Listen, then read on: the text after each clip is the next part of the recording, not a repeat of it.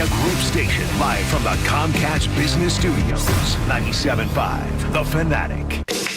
John Kincade, Andrew Salciunas. This is Kincade and Salciunas. 97.5, The Fanatic, and 97.5thefanatic.com. Believe it or not, we are allowed to enjoy an Eagles football game. Close to start to finish. Second quarter on was a very enjoyable day, and we should celebrate it. Despite it being the Giants, who gives a damn? It's Kincade and Salciunas, 97.5 The Fanatic. This is Kincade and Salciunas. Yesterday, the Eagles marched into the Meadowlands and beat the New York Football Giants to bring their record to 4-2. Now they get ready for a matchup with Joe Burrow and the Cincinnati Bengals. Kincade and Salciunas. John Kincade, Andrew Salciunas. 97.5 The Fanatic and 97.5thefanatic.com. And a good Monday morning, Philadelphia. I'm Andrew Salciunas alongside my man, John Kincade. Johnny, good, happy Victory Monday. Isn't it nice? Oh, Isn't it God. nice? Everything was better. Everything was better yesterday. We sat out around the fire pit last night, had a little wine, relaxed after a big win after our meeting. It's a wonderful drive to work this morning. Absolutely. Especially awesome. if you wake up at 5 o'clock in the morning because you never set your alarm and your wife's alarm goes off and says, "Oh bleep, you got to go." Well, I wouldn't be that dumb, but that's well, not. I would be. That's Don't not, worry. That's not me. I'll carry the dumb tag for this show today. All right, you got here. So the Eagles win 28-3 last night.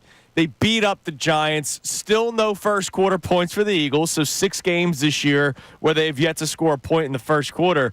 But then they go off in the second, scoring 2 touchdowns. They score a touchdown in the third, a touchdown in the fourth, winning 28-3. The defense was spectacular, getting to Daniel Jones 6 times yesterday. So 6 sacks for the Eagles defense. Saquon Barkley, amazing. 17 carries, 176 yards and a touchdown against his old squad, Johnny. It was the Saquon show yesterday. It was amazing to watch. It was so much fun, and more importantly, I told Connor this morning because we were here on time. It was a timeline cleanse for my brain. Oh yeah, it was so nice to see that the Eagles gave us so much positive yesterday, so many things, because I thought the first quarter was just atrocious. But again, I'm going to petition the NFL. Can we just start in the second quarter?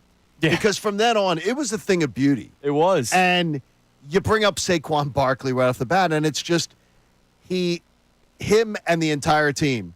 That was a focused football team after the bumps in the road in the beginning of the game, and they just dominated an opponent. And that's what everyone is asked to see. Yeah, I mean, we've been asking for weeks. See. We've been doing the statement win conversation since basically week 2 or week 3, and we finally got one yesterday where they beat up on the Giants.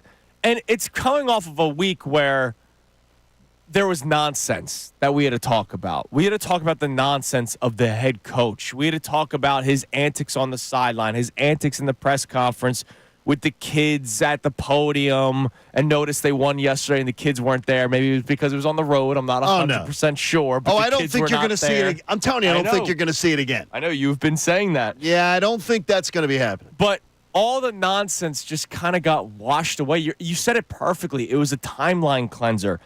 And I don't give a damn that it was just the Giants, because I know there's people that are acting that way. John, you said it best when I walked in today and you had the sheet of paper with some of the ideas in front of me. You can't do the whole, it was just the Giants. Don't move the goalposts. Because if they won 10-3, we would be freaking out. I would be freaking out. I would be pointing out that they could barely beat the Giants and that they couldn't do this and they couldn't do that. They beat the Giants 28-3. They did beat up on the Giants. They did have their best game of the season. So celebrate it and don't start trying to find ways to try to diminish what the Eagles did yesterday. Yeah, I'm not here for it. I wasn't here for it yesterday. I put it on, had some people yesterday. I said, no moving the goalposts. Because this team has been honestly raked over the coals. And you and I and everybody in the market has raked them over the coals for a variety of different reasons. And I would say, at least from our standpoint, all of them earned. So when they do things that we've been asking for them to do, when they dominate a bad opponent, when they keep a Giants team that is hardly a juggernaut, but has been averaging 16 points a game, 16, and you hold them to 3 on their home field, when you allow them to have one significant drive all day that went for 39 yards amazing, and 10 plays and accumulated 3 points. At this point, I'm not here for any of it's just the Giants. Show me when they play a really good team. It's the same people that annoy you with the Sixers. Yep. But the Eagles don't deserve the same moving of the goalpost. I can understand it with Sixer fans more. The Eagles, I'm impressed. I was impressed yesterday, and boy, that defense too. We'll get to it on the course. We're gonna get to a million things today, and it's a Monday after an Eagles game, a Monday after an Eagles victory. So you know how the show goes. We react to a million different things, but we do have a question for you to start this early morning show at 610-632-0975, and it goes to what we kind of just talked about. Do you believe the Eagles turned a corner, right, where we finally started to see things click, where everybody seems to be on the same page and everybody seems to be acting professionally? Again, last week they won, and Jalen Hurts had a good game against the Cleveland Browns, and the defense had a good game against the Cleveland Browns, but the talking point for 2.5 days was about the head coach. So did everything turn the corner, or were you going to be one of those fans that says, it was just the Giants, I need to see them do it against this team, I need to see them do it against that team? Feel free. You can. We know you're out there because, trust us, our timelines were filled with people like that. So, do you believe the Eagles turned the corner, 610-632-0975, or do you believe it was just the Giants? You're going to hear from the head coach in a couple of minutes, but Connor, this was the game you were asking for the statement win, and you damn right it was. And you got it. That's true. Go ahead, do your victory lap. They beat up on the Giants. We needed to see it. You saw it yesterday. Absolutely. We talked about crawling and then walking and then running, and it felt like maybe not a full run, but a nice little light jog for the Eagles yesterday up there at MetLife. Honestly, I don't know. Part of me, I'm fighting myself on this with our question. It's a perfect one to start out because it is the Giants. And I know that this team could very easily, with like the deficiencies they've shown so far this year, slip back into the problems that they've had. Like, I don't know that I'm ready to say turning point. But if you believe in the whole patience argument and you believe in letting the coordinators figure it out, I mean, we've seen Vic Fangio hit his stride, no problem. Oh, my God, yeah. And we might be seeing Kellen Moore do that more on offense. There are some things left on the table. I don't know. It just felt like a game where it was everything starting to come together. Now, do they build on that, or is that the team that they are, and we still need to see more, is my point. To that point, I don't want to lose these Nick Sirianni clips, but to that point, the whole did Kellen Moore maybe figure something out? Can we pat ourselves on the back a little bit, John? Well, we're real good at it. I can tell you, we're double jointed. In sports talk radio, we're double jointed, celebrating when we get something right. I want to pat ourselves on the back. And Eagles fans, I want you to pat yourselves on the back because I talked about this yesterday. We talked about it after the game yesterday. Last night's game, yesterday's afternoon's game, was the Philadelphia Sports Talk radio game. Explain this a little bit. They ran the football. Well, that is absolutely a staple. They were aggressive defensively. Okay, they were. And they beat up a team that we dislike in the New York Giants. Okay, that's the trifecta of good. I don't want to say we know just as much as the offensive coordinator, the head coach of this football team, but maybe we knew just as much as the offensive coordinator and the head coach of this football team. I will celebrate that they did it. But let's not act like this isn't something that we have been talking about for the first 5 games of the year, that you have a beast in Saquon Barkley that's been underutilized. You have an incredible offensive line. It's probably not smart. Let me get the negative out of the way. it's probably not smart to have a game plan knowing that you're out your left tackle and Fred Johnson is playing left tackle when he was used to playing right tackle earlier in the season. He's got to swing to the other side. He's going up against a beast in Brian Burns, and you're having Jalen Hurts drop back 7-step drops. Probably not a good game plan to start the game, which is why you once again have 0 points in the first quarter. And then you know what they did, John? They said, screw this. Let's pound the football. I think what happened is somebody said, remember 2021.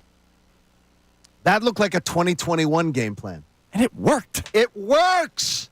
I don't understand if someone said to me, okay, you're getting an NFL head coaching job. Yeah.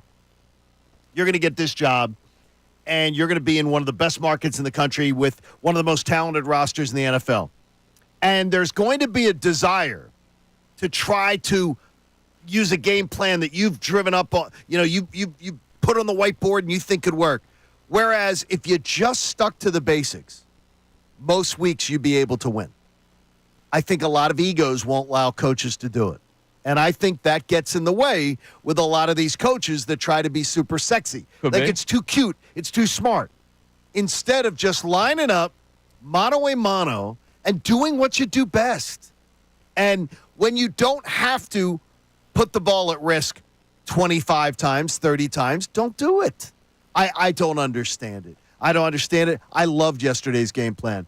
I love the adjustment of the game plan. Yes, because the beginning of the game was, where's AJ? We got to take shots downfield. And you guys know I've been asking for this now for a couple of weeks to simplify the game plan. This is not a shot. This is not a shot at Jalen Hurts by any means. I think it's unfair to him, especially when you're out your starting left tackle, to keep on keeping his eyes downfield. And he struggled yesterday early on in the game. He took a couple of bad sacks. One was terrible sacks. 9, 12 yards, however many it was. It looked like the Tampa game or the San Francisco game. Where he just runs backwards. Safety. He runs backwards. Yes. In order to give the other team an advantage. And then once they simplified it, those curl routes with A.J. Brown, those underneath routes with Devontae Smith and Grant Calcaterra, checking it down to Saquon Barkley in the passing game. Once the offense simplified and then they also utilized the run as much as they did, the whole game flipped. That's why it was 0-0 after the first quarter. And then that's why once you made those adjustments, you scored 2 touchdowns in the second quarter. It felt good to see the Eagles get in the end zone twice in a single quarter. How about the play action yesterday? We saw more play action than we've seen in any Kellen Moore game. By the way, I told you all summer long, he loves play action. Yes. And we haven't seen it. I saw yesterday Jalen Hurts under center quite often. And you know what? It makes Saquon Barkley more effective. It makes him better when you've got Jalen Hurts under center. It doesn't have to be all the time. You're an easier team to defend when you're constantly in shotgun. Mm-hmm. I loved it yesterday. And again, I'm not going to get held up on any of the potential negative stuff. I'm very proud. I'm proud of the way they adjusted yesterday. Yes. And more importantly, there are so many positive storylines to talk about on that team. I do feel like they've turned a corner. Okay. Like now turned a corner to a Super Bowl? No, I'm not saying that. Yeah, right. But they might have another corner to that. But turned a corner to respectability and to back to the level of play that we think they can play, absolutely. And maybe they themselves learned a thing or two, right? I saw a tweet from our man Walter McCray. I apologize. He's asking, why is Andrew yelling?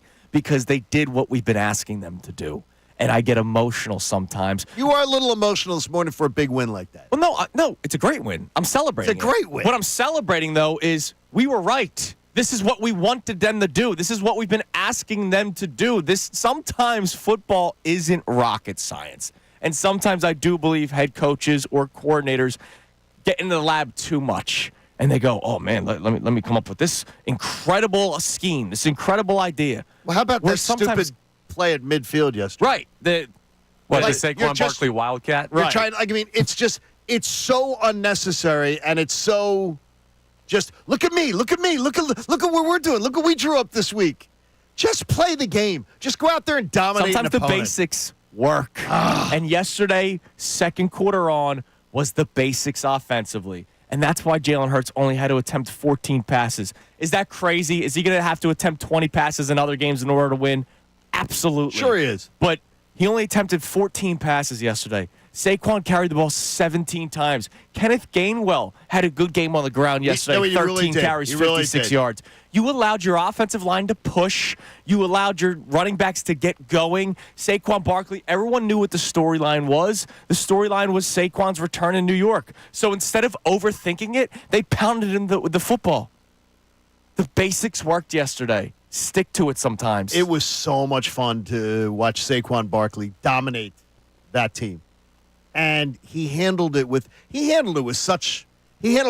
about the whole event with such class. And his performance is second to none. This team is really, really good.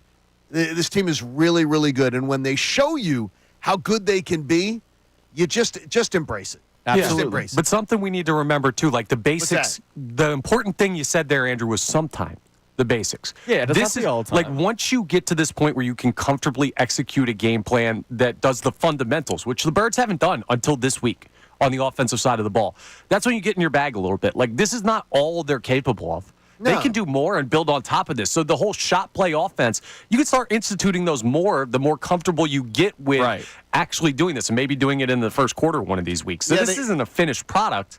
But the fundamentals are where they need to be finally. It's like this radio show. When we first started the show back in March, we wanted to focus on like the sports content before we started doing other zany stuff, right? Because we were like, that's what we're trying to do. Let's get this going first. Let's figure out how we all act on a daily basis. Let's figure out how we all act during a show. Correct. And our opinions. And maybe I learned a few things about John. I know how to stir the pot during Sixer season when it comes to John, right? Like that's the stuff that we wanted to focus on the first couple of weeks of this show. And then we started adding some things. We started adding some segments. We started adding guests to the show on a daily basis. That's kind of what the Eagles offense needed to do. Before they were going shot plays downfield with Jalen Hurts' 97th coordinator in 5 years, maybe they simplified a little bit, and you saw that yesterday. As we saw, though, with that. I hear all that Jalen has to, woe is me, it's a new coordinator. As I proved to you before, no one else has had a problem adjusting to Kellen more quickly, except it seems like this has been. I don't know if that's Nick Sirianni's interference, though. Who knows? I don't know. But all I know is I'm damn happy this morning because I'm thinking that this team is much closer to the team that I expected them to be.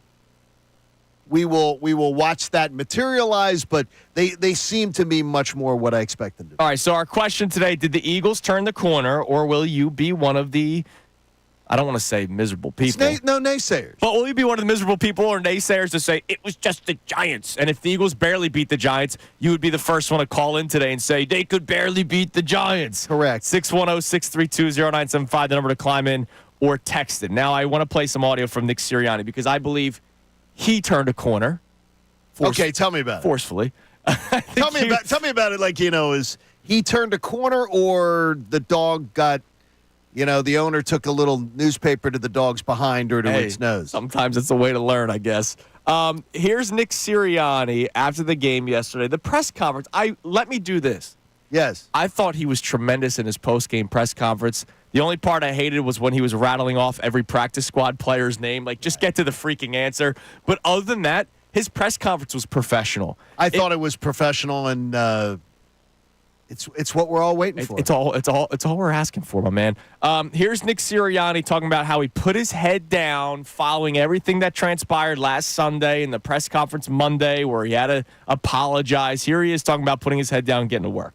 The thing that I learned this week, and I just told the team that it happened a bunch of different ways. There was a bunch of different ways that I learned this week. It wasn't just through the situation that I was in. It was through, I'm not even going to go into all that, but it's like you can be angry, but all anger does is cloud your ability to get better, right, and control the things that you need to control. So what I said to the team is like, I put my head down. When you have criticism, when you have those different things, you put your head down and you work even harder. And the thing about that is, the hard work that the team had and that we had throughout the week helped put us in position to be successful today. And the other thing it does, to be quite honest with you, is it unites. And so you can look at it as a positive if you allow yourself to do that. And so I think that this game is constantly teaching us things, and that's what it taught me this week. I think that was spectacular. That's the greatest answer that Nick Sirianni has ever had in his entire tenure as Eagles coach. Could be. Because all I heard there was self-aware Nick Sirianni, which I think every one of us at some point in our lives, whether it's in a personal relationship, a business relationship, or otherwise, has had a moment like Nick Sirianni had last week. And to me, all I ask is that he learn from it and get the opportunity to get better. Right. And that's it. And I really believe that sounded completely sincere to me. It did. So great job, Nick. Great job. That was great. That's exactly what I wanted my head coach. Absolutely. And then we heard Barrett Brooks. Remember last week, Barrett Yes. Brooks brings up how he thought the players would rally around Nick, and we weren't sure. I don't believe that happened. Maybe it did. Who knows?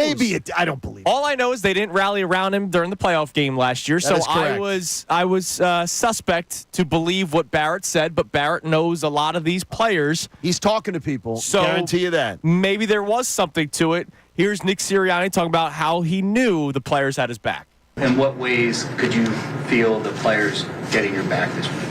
Shoot, just going to work and going again and getting up and going again and going again.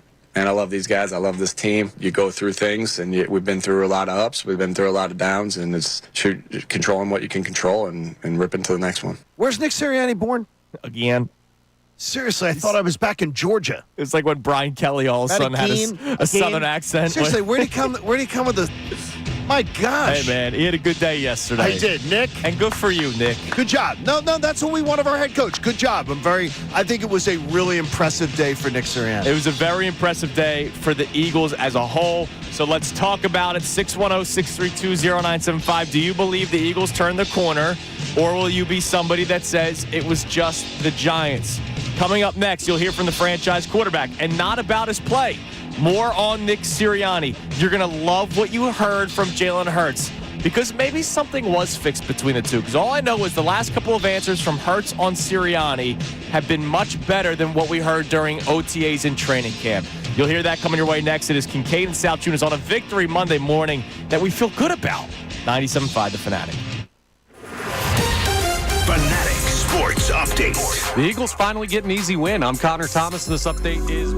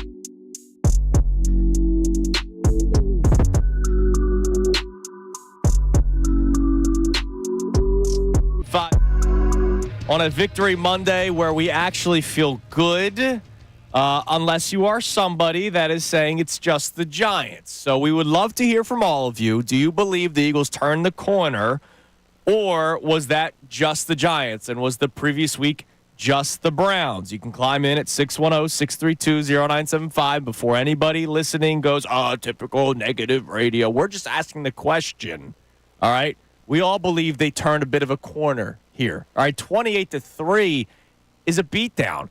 It was the first time since week 7 of last year, John, where they won a game by more than 2 scores. It will be the anniversary tomorrow, so we don't have to celebrate it tomorrow. We don't. Because they did it yesterday. Like, that's great. And I like the word you're using, though, because it's a celebratory moment. It is I was telling you during the break, if the Ravens beat Tampa tonight, as bumpy a road as we've had to late October, the Eagles will have a better record than everybody in the NFC South and everybody in the NFC West. That's amazing. Like, to me, it would be like the exhale moment of saying, okay, you're back on firm ground. Now build from here. Yeah, absolutely. Build on from here. And there was a lot to build on. And, it's weird as how you get stuff is that a gentleman here saying, John, I love you guys and I love the show, but you guys were doing some serious ass-kissing there of Nick Sirianni. And what I'm like, was look. serious ass-kissing? And I said, well, I guess we were being too complimentary. And I said flat out, when a guy does stuff that's stupid, call it out. When he corrects his behavior and does stuff that is really admirable, call it out. I don't think that's that hard. I don't think that's ass kiss. I'm a person that likes to give credit when credit is due. I could hate the person. I'll give them credit. I don't hate Nick Sirianni. I don't know the guy personally, right? No. Nick Sirianni handled himself in the press conference yesterday. If you want to say it this, who was that said that to you? This is Marty. All right. And Marty listens every morning. He's a big fan of the show. He goes, but boy, you guys were really laying it on thick. That was some serious ass kissing of Nick Sirianni. If Marty wanted to say that's how he should contort himself, fair. And he should. That's what he should do at the podium. But the fact that we just saw the previous week him turn a 180, I celebrate that because it's not a distraction anymore. He was a distraction last week. Now, fortunately, he believes the team had his back, and they may have showed that yesterday. So we should celebrate that as well. But to say we're ass-kissing because we're giving a guy flowers for finally doing what we wanted him to do, I think that's a little off base of Mari to say that. Little off base. Now, speaking of the head coach, here's Jalen Hurts, and we'll talk a little bit more about Hurts and his play yesterday as the show continues.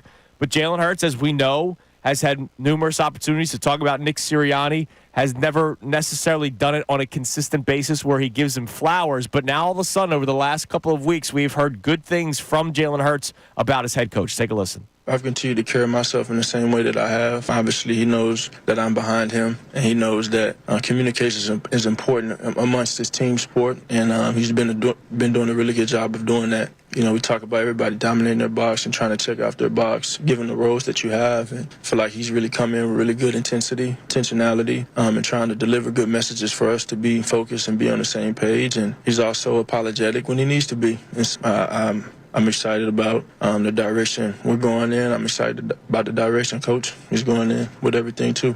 Look, he probably apologized for how he acted to the team. It's enough players confirmed that. Right.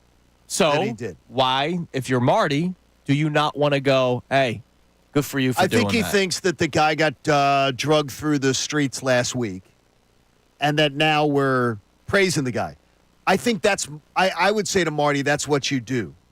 If you have integrity, when you are banging the drum about somebody being ineffective or immature or really their team having to answer questions about them, you should bring the same energy to praise them when things are good. And yesterday, I thought that question you played in the first break there was the absolute best answer that Nick Sirianni's ever given. It was amazing. And I love, though, that you can tell where Jalen Hurts is, though. He apologizes when he has to. His communication has been great, and everything, because Jalen is not a guy who gives others grace. No, and I think part of that is his maturation process of being a leader. Remember, when that story first came out before the season started about Hurts and Sirianni and the potential beef that the two of them had, this show did not take a side. No. We said, both of you, get your freaking acts together. Get this stuff figured out before the season started. And it seems like as the weeks have gone on, they continue to build a relationship. Now, maybe that relationship is a bit of a separation, right? Remember, Hurts is probably working more with Kellen Moore now than Nick Sirianni. Maybe they needed to have a break, right? Maybe they needed to separate a little bit, and maybe they were too close last year, and that's what led to the disconnect between the two of them. It seems like it's getting to a better place right now. Now, I'm impressed. So now to Marty's point, am I also going to sit here and say that Nick Sirianni's the greatest head coach in the league? No.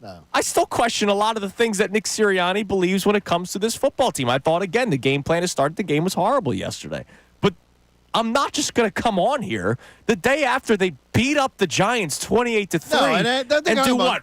Oh, enjoy it now, guys. Like, what about? No. Go Birds, man. Absolutely. Good for you, Nick. Good for Jalen yesterday, and good for Saquon Barkley. All right, let's get to some of the people. What do we have on the text line, Connor? You can text show call in at 610-632-0975. Do you believe the Eagles turned a corner yesterday, or will you be somebody that's saying it was just the Giants and the week before that it was just the Browns? What do we got, Connor? Ben from Bucks County checks in first. He says, I believe that Jalen Hurts turned a corner. This is 2 straight games in a row without putting the ball in harm's way. And with no turnovers, I'm proud of him for that. However, when it comes to the defense, I'm going to say it was still just the Browns and the Giants because their offenses stink. However, I'm cautiously optimistic that they can do it again. I don't have any faith in that, but we shall see going forward. So the Giants averaged 16 points a game coming in. They were on their home field, and they got 3. Their biggest drive of the day didn't go 40 yards, and it was 10 plays. Yeah, that's dominance. I mean, you can tell me all you want about, it's just the Giants. And I knew this was going to come. Yeah, but 16 points per game is not great to show on turf stuff. I understand a little bit what they're saying. Connor, it's been 9 quarters where this team's defense has not allowed a touchdown. Hell yeah. That is, by the way, there are 3 clubs, in the NFL that have done that this year. I'm much more on your side. I think that's the right place to be. But if there are still people who have cautious optimism today... Well, that's fine, but you can't downplay what they've done. You can be cautiously optimistic about where they're going, but you can't be about the performance the last 3. The last 9 quarters, this defense has been really impressive. And let's think about this for a second. And I don't think anybody's saying that the Eagles' defense is the 85 Bears. Nobody is. The Falcons' offense, middle-of-the-road offense, I would say, you kept them to 22 points. And let's face it. It was 15 if the coach doesn't make a stupid decision. Exactly. The Saints, who had the best offense to start the NFL through the first 2 weeks, putting up over 40 points in the first 2 games. Week 3, you hold them to 12. The Buccaneers, they scored 33. But if the offense didn't go 3 and out, like 3 straight drives to start the game, who knows if the defense gives up 24 points early on. And then remember, they settle in and only give up 9 the rest of the game. That was the biggest blemish that game against Tampa Bay, but I believe the offense had a hand in why the defense struggled so much that game. The Eagles' defense has been better than what anybody expected it to be. It's really incredible. I mean, and honestly, it is. It's really incredible. What they're putting together is fun to watch, dynamic, and young. And by the way, my numbers were way off that I texted yesterday. I just saw that I texted a wrong number. The Eagles wake up this morning 7th in the NFL in points per game. Allowed? Yeah, that's pretty good. 7th as we're heading towards November. That's impressive. Yeah. And it is the storyline that nobody in this town can spike the football about. Nobody can say, well, I saw it all along. I saw it coming. And these are my favorite storylines in sports. When I'm wrong, when you're wrong, when everybody's wrong about something, and they just shock you. This team is they're giving up right now in passing yards per game. They're giving up, they're the 9th team in passing yards per game. Top 10, man. We were worried about everything with this defense. And that's not to say they're going to end up top 7. Yeah. That's a lot of credit to Vic Fangio, man. It is. All right, coming up next, we'll get to a couple more text messages and calls, but you're also going to hear from the man of the day. We have not played any clips from Saquon Barkley yet today. You'll hear from him coming up next. He had a big day yesterday, emotionally and statistically. You'll hear from Saquon Barkley next. It's Kincade Salciunas, 97.5 The Fanatic. The best show ever with...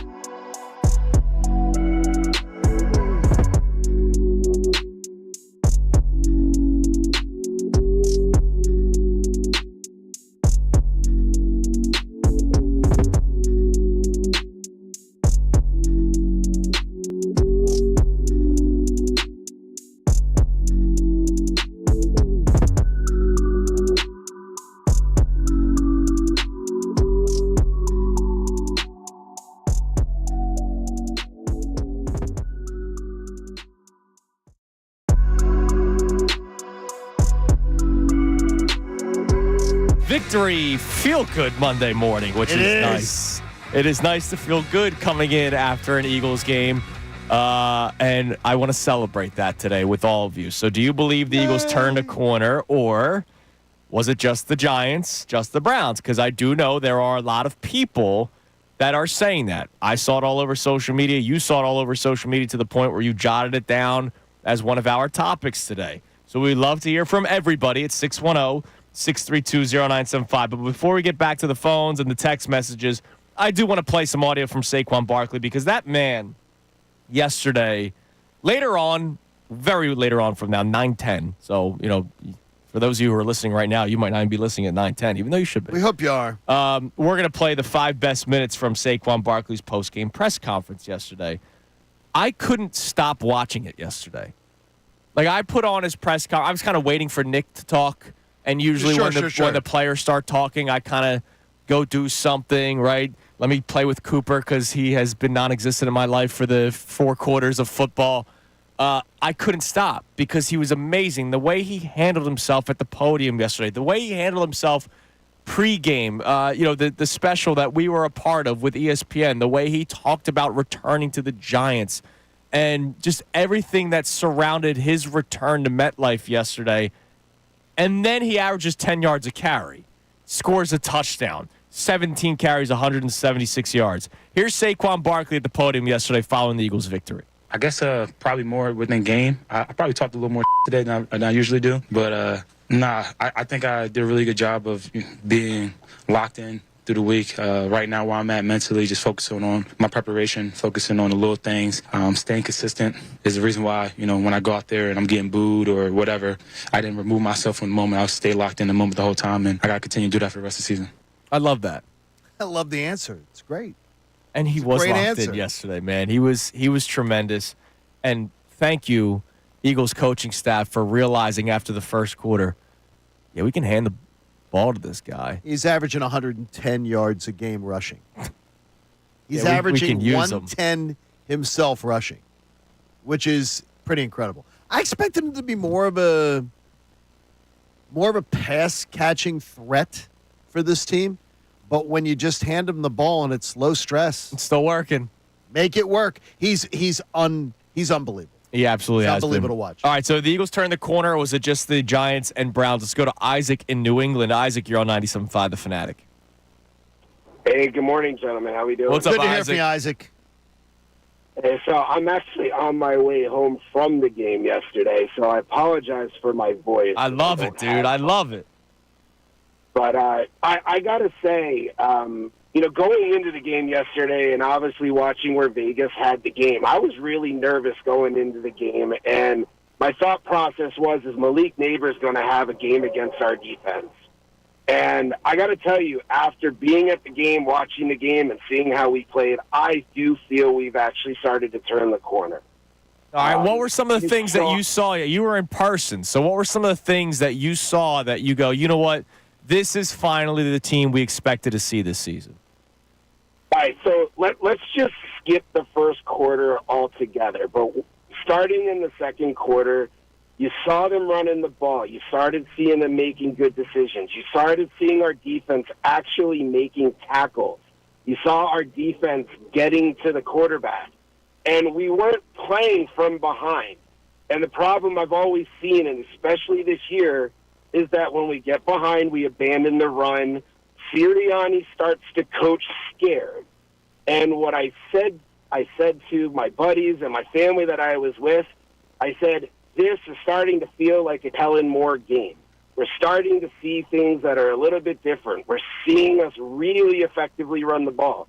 And it was great to see Saquon actually play the game, and how we've been talking about it being a revenge game. He came out with extra juice.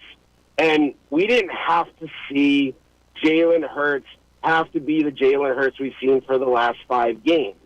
He hasn't had to carry the team. He was yesterday, Isaac. And listen, man, we appreciate Thanks, the buddy. call, and I'm Safe glad you driving. had so much fun yesterday with friends and family for a beatdown like that. He was. And again, this is not a disrespectful comment, because I do believe this is a buzzword that gets people angry when What's it that? shouldn't be. he was a game manager yesterday. He was. And it was great. Yeah, I'm fine with it. I'm absolutely fine with it. He made great decisions of when to sort of take off with the ball a little bit. Yep. After the first quarter, he took some stupid sacks, and he has to get rid of the ball. A couple other times he has to get rid of the ball. He does, but John, I stand by it. Like, you knew that Fred Johnson was going to need some help yesterday, and Brian Burns is a freak, and you're doing 7-step drops. I got you. But the thing is, though, he's also missing the read on – there were two. One time, Mark Sanchez on the broadcast. And by the way, Eagles play better. Man bun. I don't need seeing Steven Seagal Jr. Doing the game. He didn't do a terrible job. People were like he was terrible. But he was they were like, he goes, Devontae Smith is wide open. Yeah, there was that one play and he just underneath. was like, he's wide open. And the play, two or three before that, he goes, he's got a guy in the flat wide open. That's on Jalen. Oh, that's Saquon. That's Saquon Barkley where he would have. It was wide, and he goes, Saquon's wide open. Like, I mean, Devontae was wide open, Saquon's wide open, and that's an ex-NFL quarterback, whatever you think of him, been to two title games, that to be able to say, oh, my gosh, you got somebody wide open there. Don't be looking for the downfield stuff all the time. This is a play you've got to take. Jalen will get better than that, I hope. And that's what he did in the second quarter. In the second quarter, it was curl routes to A.J. Brown. It was running the football. It was just it wasn't taking deep shots. The one deep shot that ended up taking in the later part of the game was the 4th and 3. Like that. Other than that, everything was short. And that's when you need to get your offense rolling. That might be a good way to go about it. And as Connor said earlier in the show, now that you start getting some things going, now you can start mixing it up, taking some deep shots. It should have been deep shots first, and then, okay, let's start relying on other things. No, rely on those other things first. I'd rather just, especially, what did we see in the fourth quarter? That was a tired Giants defense. If you start pounding them early in the game, they get tired more quickly. Yeah, and you have the weapons, and I don't just mean skill players. No. You have the offensive line to do it.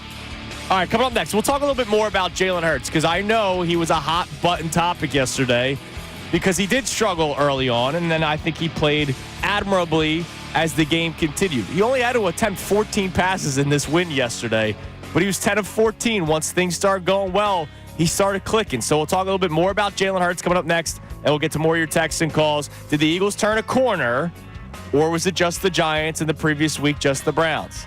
That's our main topic today. It's Kincade Salciunas, 97.5, The Fanatic. Fanatic Sports Update. Saquon.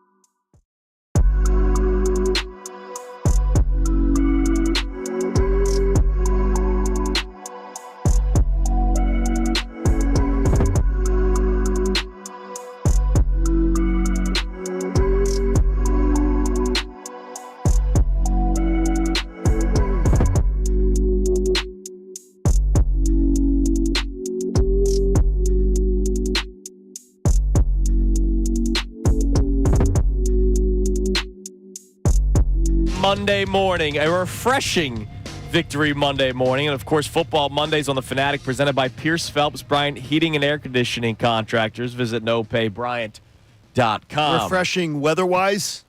Yeah, beautiful out. I'll put it out there on Front Street. Connor this morning forgot his didn't have his thing to be able to get in the building, his fob, and so he asked me to come down and get him. Okay. So I came downstairs and came to the door. Very nice of you. And Connor was sitting in his car because it was too cold outside to be standing outside. Dude, come on, It is. It was not too cold this morning. No. Yes, it was. It was like 50. That's way too cold. I don't want to hear it from you guys. No, 50s is fine. But, hey, at least he was here. He was here. He was here on time. When you predict the blowout win, you get to chill in the warm car. Okay. He was here on time. All right, so coming up in a few minutes, we're going to talk a little bit more about Jalen Hurts specifically, because I do know that he was a hot-button topic on social media yesterday as the game was going on. So we'll talk about his performance coming up in a little bit. But again, our main topic today, do you believe the Eagles turned a corner, or are you going to say it was just the Giants or just the Browns? Now, we, as a show, collectively say if they barely beat the Giants, the same people that are saying it was just the Giants would say, how could you not beat up the Giants? I can't do moving the goalpost radio. I never have, and I don't tolerate it. Right. I'm not kind towards it. Like let's face it, what did we want to see? We wanted to see the defense get to the... We wanted to see a dominant win. We got that. We wanted to see a defense that takes an inferior opponent and just stifles them. We got that. Yeah, we did. We wanted a pass rush. We wanted to see the pass rush get sacks. We wanted to see no turnovers. Got that. I mean, I'm not... You can't... I will not. I can't do the move the goalpost radio. Well, we're still going to get all over them because we did. It was just the Giants. And if you hear that crap, turn it off. Like, turn it off. Just my listening ears go off on whenever I have that. Because if you ask for something and you get it, it's okay to say, okay, that was good. I applaud it. I want to see it against a better opponent. That's fair. But take the time to applaud it. Yeah. Absolutely take the time to applaud it, and they deserve your applause today. John Wick checks in on Twitter. Fool's gold. They made a lot of mistakes offensively that if they did that against a quality opponent, they most likely will get burned for those mistakes, but I'm encouraged from what I've seen from the defense. Now, here's the deal, John. The Giants are actually a very good defense. They're one of the best defenses. They had the most sacks in the NFL last year. I mean, in the league leading up to yesterday. Yeah. So they're a good team. The mistakes that you're pointing out offensively may not have been mistakes. It may have just been that the Giants played well defensively. Once the Eagles got into a mindset of let's run the football and let's simplify this offense, which is something that I have been asking for weeks now, the game turned. The first quarter was more of the same, 0 points. They simplified the offense in the second quarter. They put up 14 points. So I don't know if you could say mistakes offensively. You could point out you didn't like the game plan to start. I didn't. If I'm being real with you, I didn't like the game plan to start. I hated it. But then they turned. But then they adjusted. They adjusted.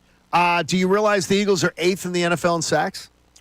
No, I'm sure 11 in the last 2 weeks helps. And do you know that 1, 2, 3, 4, 5 teams ahead of them have played one more game?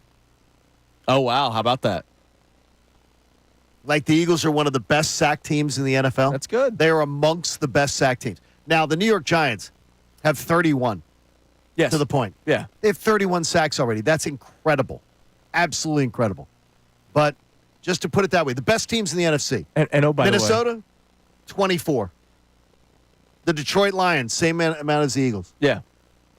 You're right there. That's something none of us saw coming. Oh, by the way, when you know you have a sack-happy defense going up against you that likes to blitz, and you have a quarterback who statistically may not be the best against the blitz, except for that 4th and 3 touchdown pass where he stood tall and threw a perfect ball to A.J. Brown. It would have been easy for him to bail on that ball or to just get swallowed up. It was a beautiful play. He stood there poised and delivered that football into the ground. And I think he was hit, right? He was hit as he was the ball was as you're throwing, and that's arm strength. But what I'm getting at is when you know these things are coming, that's why you don't have the game plan to start that you did. Correct. That's why you do rely on Saquon Barkley. That's why you do try to do things to get the ball out quick and not take shots downfield, which is why if I am to be critical of certain things, I'm critical of the coaching staff to start the game again, not the players. No. Not the coaching staff following the first quarter. No. The only thing that I will be critical of yesterday's game is that I did not like the offensive game plan to start. That's it. And it had nothing to do That's with pretty 0 much it. points. It had to do with why they had 0 Well, points. I just don't understand when you have the team that 31 sacks. Yeah, you're dropping, going up against why that and would be your game plan. You're missing your left tackle. And it's Saquon's return. It just didn't make any sense. But again, they made the proper adjustments, and it's a good day today. And again, I'll give you just tidbits on this defense again. I just told you. 9 quarters without giving up an offensive touchdown. That's awesome stuff. Yeah. That's great stuff. They right now they are like Minnesota, one of the best teams in football. Through 6 games has 24 sacks. You have 19. Yeah. The Pretty Detroit good. Lions, same amount of sacks as you. You're doing some things that nobody saw coming. And just bring the same energy on that is what I would ask. Now, one more tweet before we get back to our text line. This is from Gregory. Gregory's very formal. Yes. Like, do you think his friends go? No, they call him G Money. That's what I'm saying.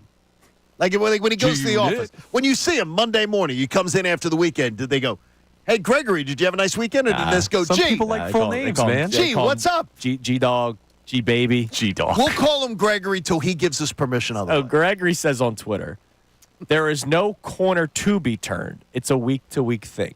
Now, let me say this. I get what you're saying. NFL is a week-to-week league, blah, blah, blah. I can tell you this, Gregory. If they looked bad yesterday, following the week that they had with Nick Sirianni, I could tell you that I believe the team would be spiraling. The fact that they went out there and dominated following the week that they had, the emotional week with Nick Sirianni, I can feel comfortably saying they did turn a corner. And we would be banging the drum of disgust. Yes. And we would be guilty of that, and I don't consider it guilt in a bad thing. I think it just is we would have been banging that drum saying this is terrible. We're men here. We can be honest with ourselves. When it was 0-0 after the first quarter, I was going, here we go. No, I'm throwing my notebook. Here we go. Were you really like at that point? I was. I wasn't. I got to be honest with you. I was disgusted with the first. I wasn't the way happy. they came out offensively. I'm like, are you kidding me? No. I was annoyed with the start, but there was no point in that game where I didn't feel like they were the significantly better team. we knew they were the better team. It was going to be the same conversation of, all right, they won, but they only won by 3 or something like that. And look, the very first play of the game, we have been talking about, are they coached up well enough? Right? I've heard Mike talk about this a lot during the Mike Missanelli show. Does this team look like a team that is being well coached? The very first play, the kickoff, illegal formation. Like the game starts. I'm telling you, right now, you bring that up. Special teams is a problem. They have been a problem all season.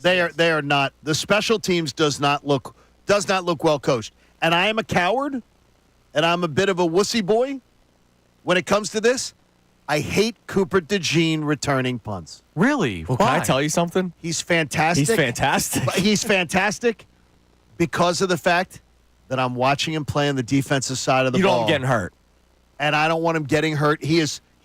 There are a lot of collisions, especially concussions, that happen on the kicker team. And he's a physical return man. Right. He doesn't shy away. Right. He's not avoiding pressure. I'm telling you right now, if they lose Cooper DeJean due to a punt return and they lose the impact he's making in that secondary, I'm going to be freaking pissed. See, it's funny. I'm calling it right now because I don't consider the punt return game to be that big a difference. First of all, knock on some wood. Oh, no. Okay, is there wood here? Is this wood? Yeah, that counts. I would, but there's glazed donut icing all over this console. Who sat here yesterday? I don't know. Yes, you do. Someone who likes donuts. Don't lie. Bill Colarulo, but he doesn't eat donuts. Bill doesn't eat donuts. He doesn't look like he eats donuts. I don't know. There was a right here, at my console. I put my hand in it, We'll and it's solve donut. the donut mystery later. I think that's karma. Who else do you return punts with, though? That's the thing. Well, it's when he comes back. When Britton Covey comes back, absolutely. Yes, but until that, you have to kind of have There's Cooper somebody, back there. Paris Campbell can, right? Can't yeah, but Paris? I would like to at least try to get 10 yards. I'm telling you right now, I would rather risk, and I'm telling you, super wussy boy. I should be a superhero with the big W on it. Wussy boy! Because I hold my breath every time he returns a punt. So look, he's awesome. This is how you know the Eagles had a good game yesterday. Because it's that. We're talking about Cooper DeJean and whether or not he should be returning punts because of his safety. And the thing is, he's so awesome at it.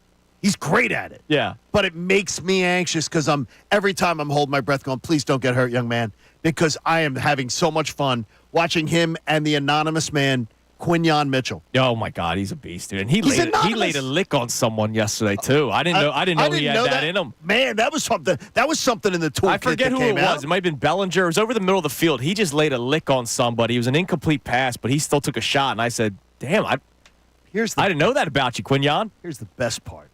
They made Malik Neighbors invisible. Yeah, they did. He had a couple catches early on. Was it the pass rush that made him invisible? Was it the coverage that made him invisible? Or did the coverage cause the sacks? Why not both? Could be. A little bit of both. Why not both? It is both. All right, what do we got on the text line? And then we'll get into this Jalen Hurts discussion that I do know was hot button at some point during the game. But what do we got on the text line, Connor? All right, I don't think you guys are going to love this from Ian from Coatesville. That's fine. But he says, I think it's just the Giants. I believe the offense looked exactly the same scheme and everything. It just happened to work this week because the Giants are that bad. They did not. The focus on the running game yesterday is completely counter to what they've done in the previous 5 games. Yes. So that makes, I appreciate the text. That makes 0 sense. It was a run-first offense in the second quarter. Most of the day. Here's how the game starts, right? First play, 11-yard pass to A.J. Brown, which, again, it was a quick route. 1-yard run, then a 5-yard sack, and then the dump off to Saquon Barkley, punt, right? So more passes than runs. Second drive, you start with a 5-yard run, but then the next play, you're throwing the football, then you get a penalty, then you're getting sacked, punt. The third drive, 13-yard pass, 3-yard run, 8-yard run, 3-yard run, 9-yard run, 3-yard run. They're running. And then a 14-yard sack.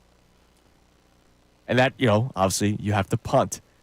When they started running the football, which was that drive, and I know they didn't do anything, they ended up punting. The next drive was the big Saquon run, 55 yards. They scored a touchdown on that drive. The drive after that was quick passes and running the football. And that was the Hurts on 4th down, touchdown pass to A.J. Brown. Once they made that adjustment, the offense flowed, which is something we haven't seen for quite some time now with this team. Did you say flow? We never hear flow with this offense. No, we don't, and it did. And that is not, and again, I don't believe that's on Kellen Moore. Now, speaking of the offense and Jalen Hurts. Jalen Hurts is a hot button topic. I saw you going back and forth with some people on social media yesterday. He was a game manager yesterday. And that's okay. It's okay. It's not a put down. No, it's not. Like, I want somebody who is driving and probably upset to realize I'm saying this in a good way. You have A.J. Brown, Devontae Smith, Saquon Barkley. I don't need him to be Patrick Mahomes.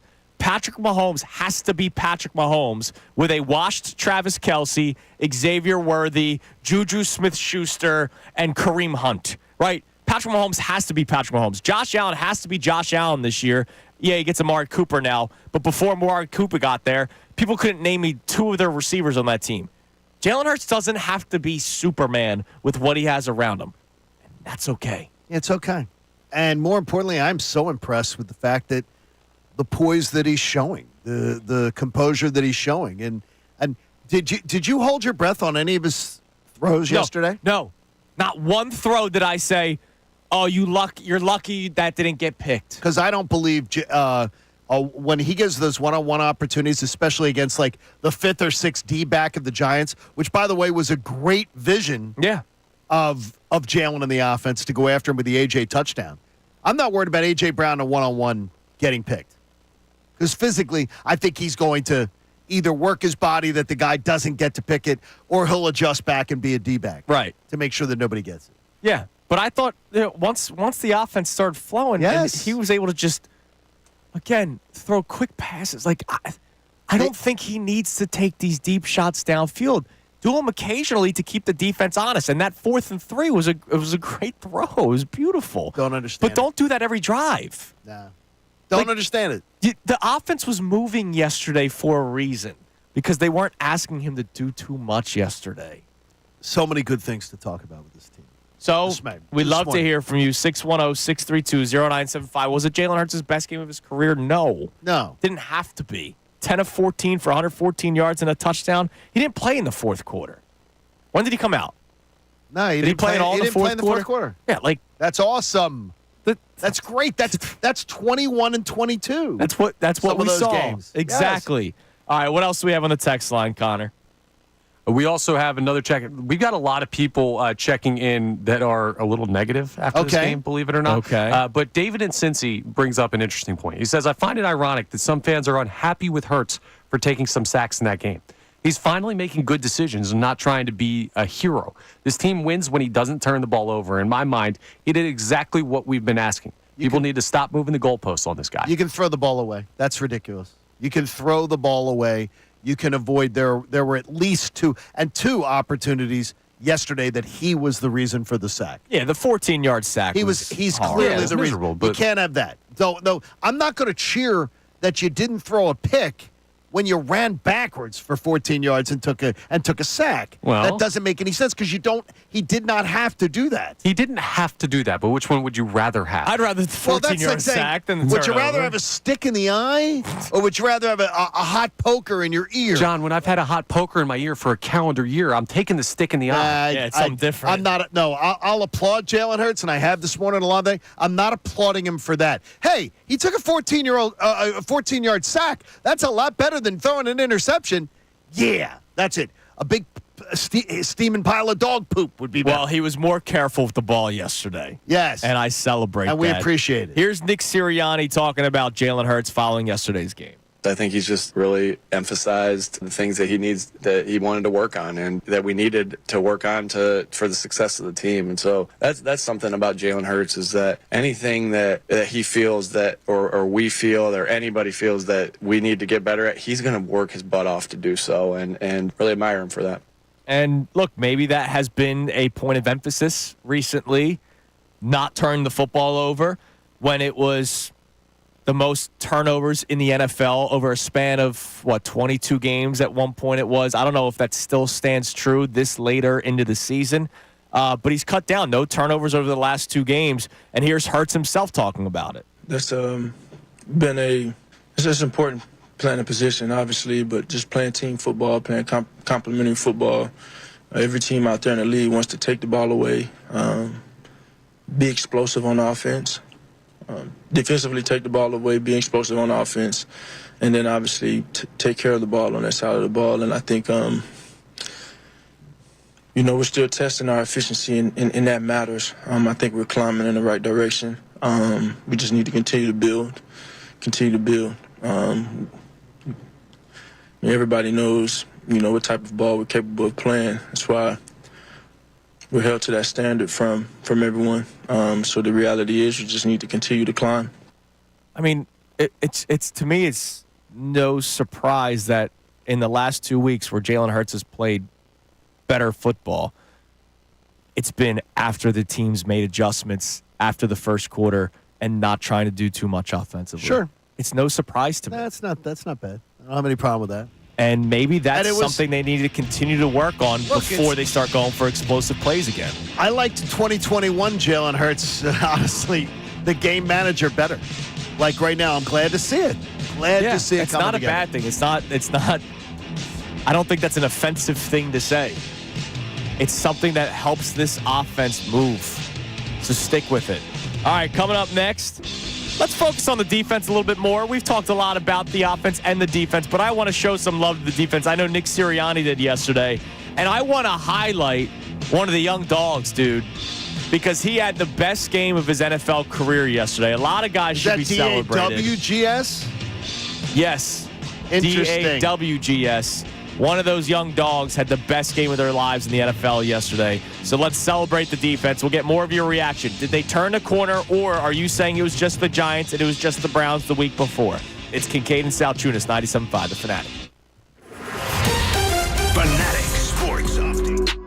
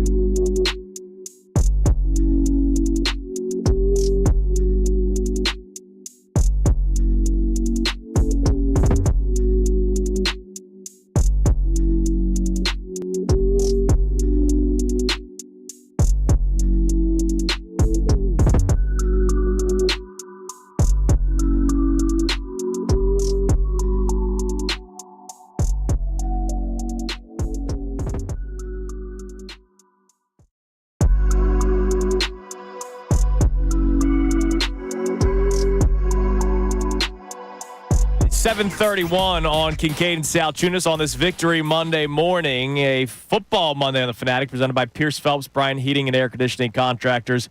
Visit nopaybryant.com. I saw the throw chart. Shane Half tweeted it out. Shane's really good. Yes. He tweeted out the Hurts throw chart with some notes to it that I will read to you. Again, we're going to talk about some defense coming in a little bit. But Hurts, 10 of 14, as we know, yesterday. He had an average time of 3.6 seconds to throw, which is lower than what he is used to this season. They also maybe made him get the ball out quicker starting in the second quarter. Because remember, he was getting sacked in the first quarter because it was probably a dumb game plan to have shots downfield when you were missing your starting left tackle and you're going up against the defense that has the most sacks in the NFL. So maybe a dumb game plan. Though. Yeah, maybe not smart from Sirianni and Kellen Moore, and the adjustments were smart.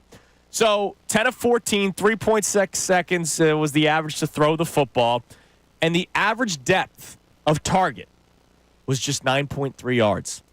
Obviously, he had the one deep shot to A.J. Brown that was completed. He had another shot of almost 30 yards that was incomplete. But everything else, every other pass, you take out those two passes, I have the chart in front of me, the next longest attempt, and they were both completed, was 15 yards.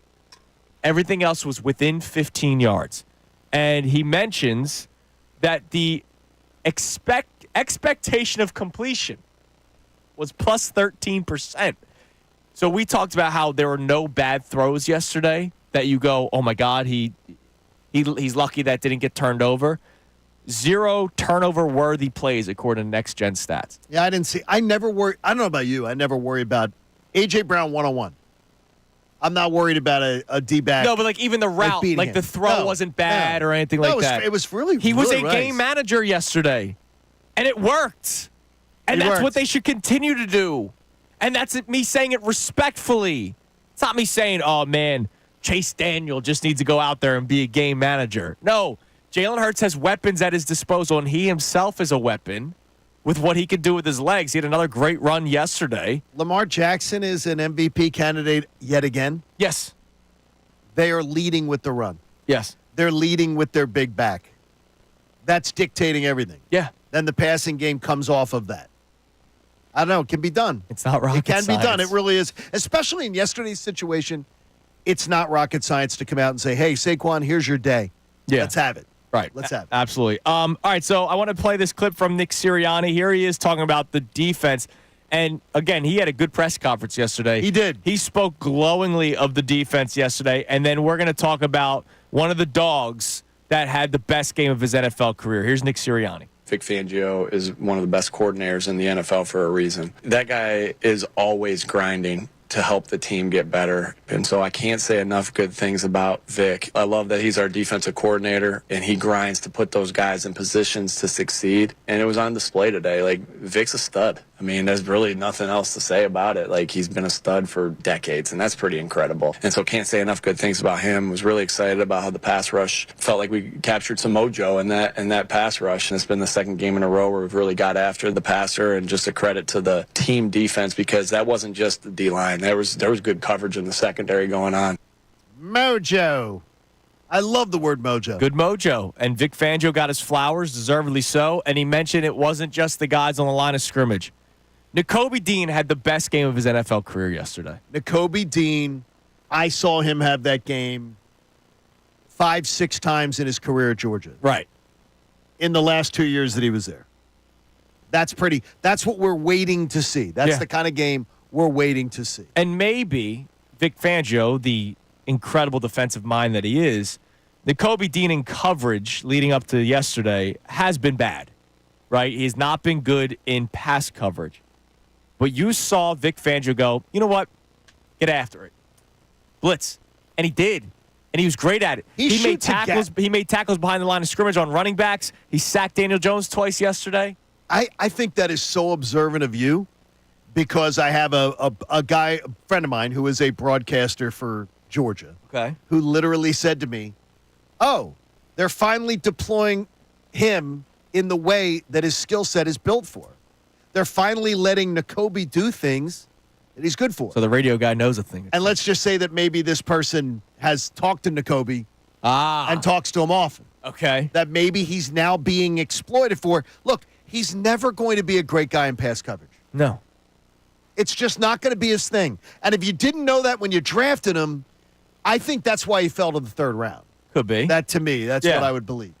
I don't understand why. This isn't rocket science, as you say. No. To figure out, this is what Nakobe Dean would be really good at. Let's let him be that. It goes back to and I don't want to harp on this anymore because I hope they realized what they're good at.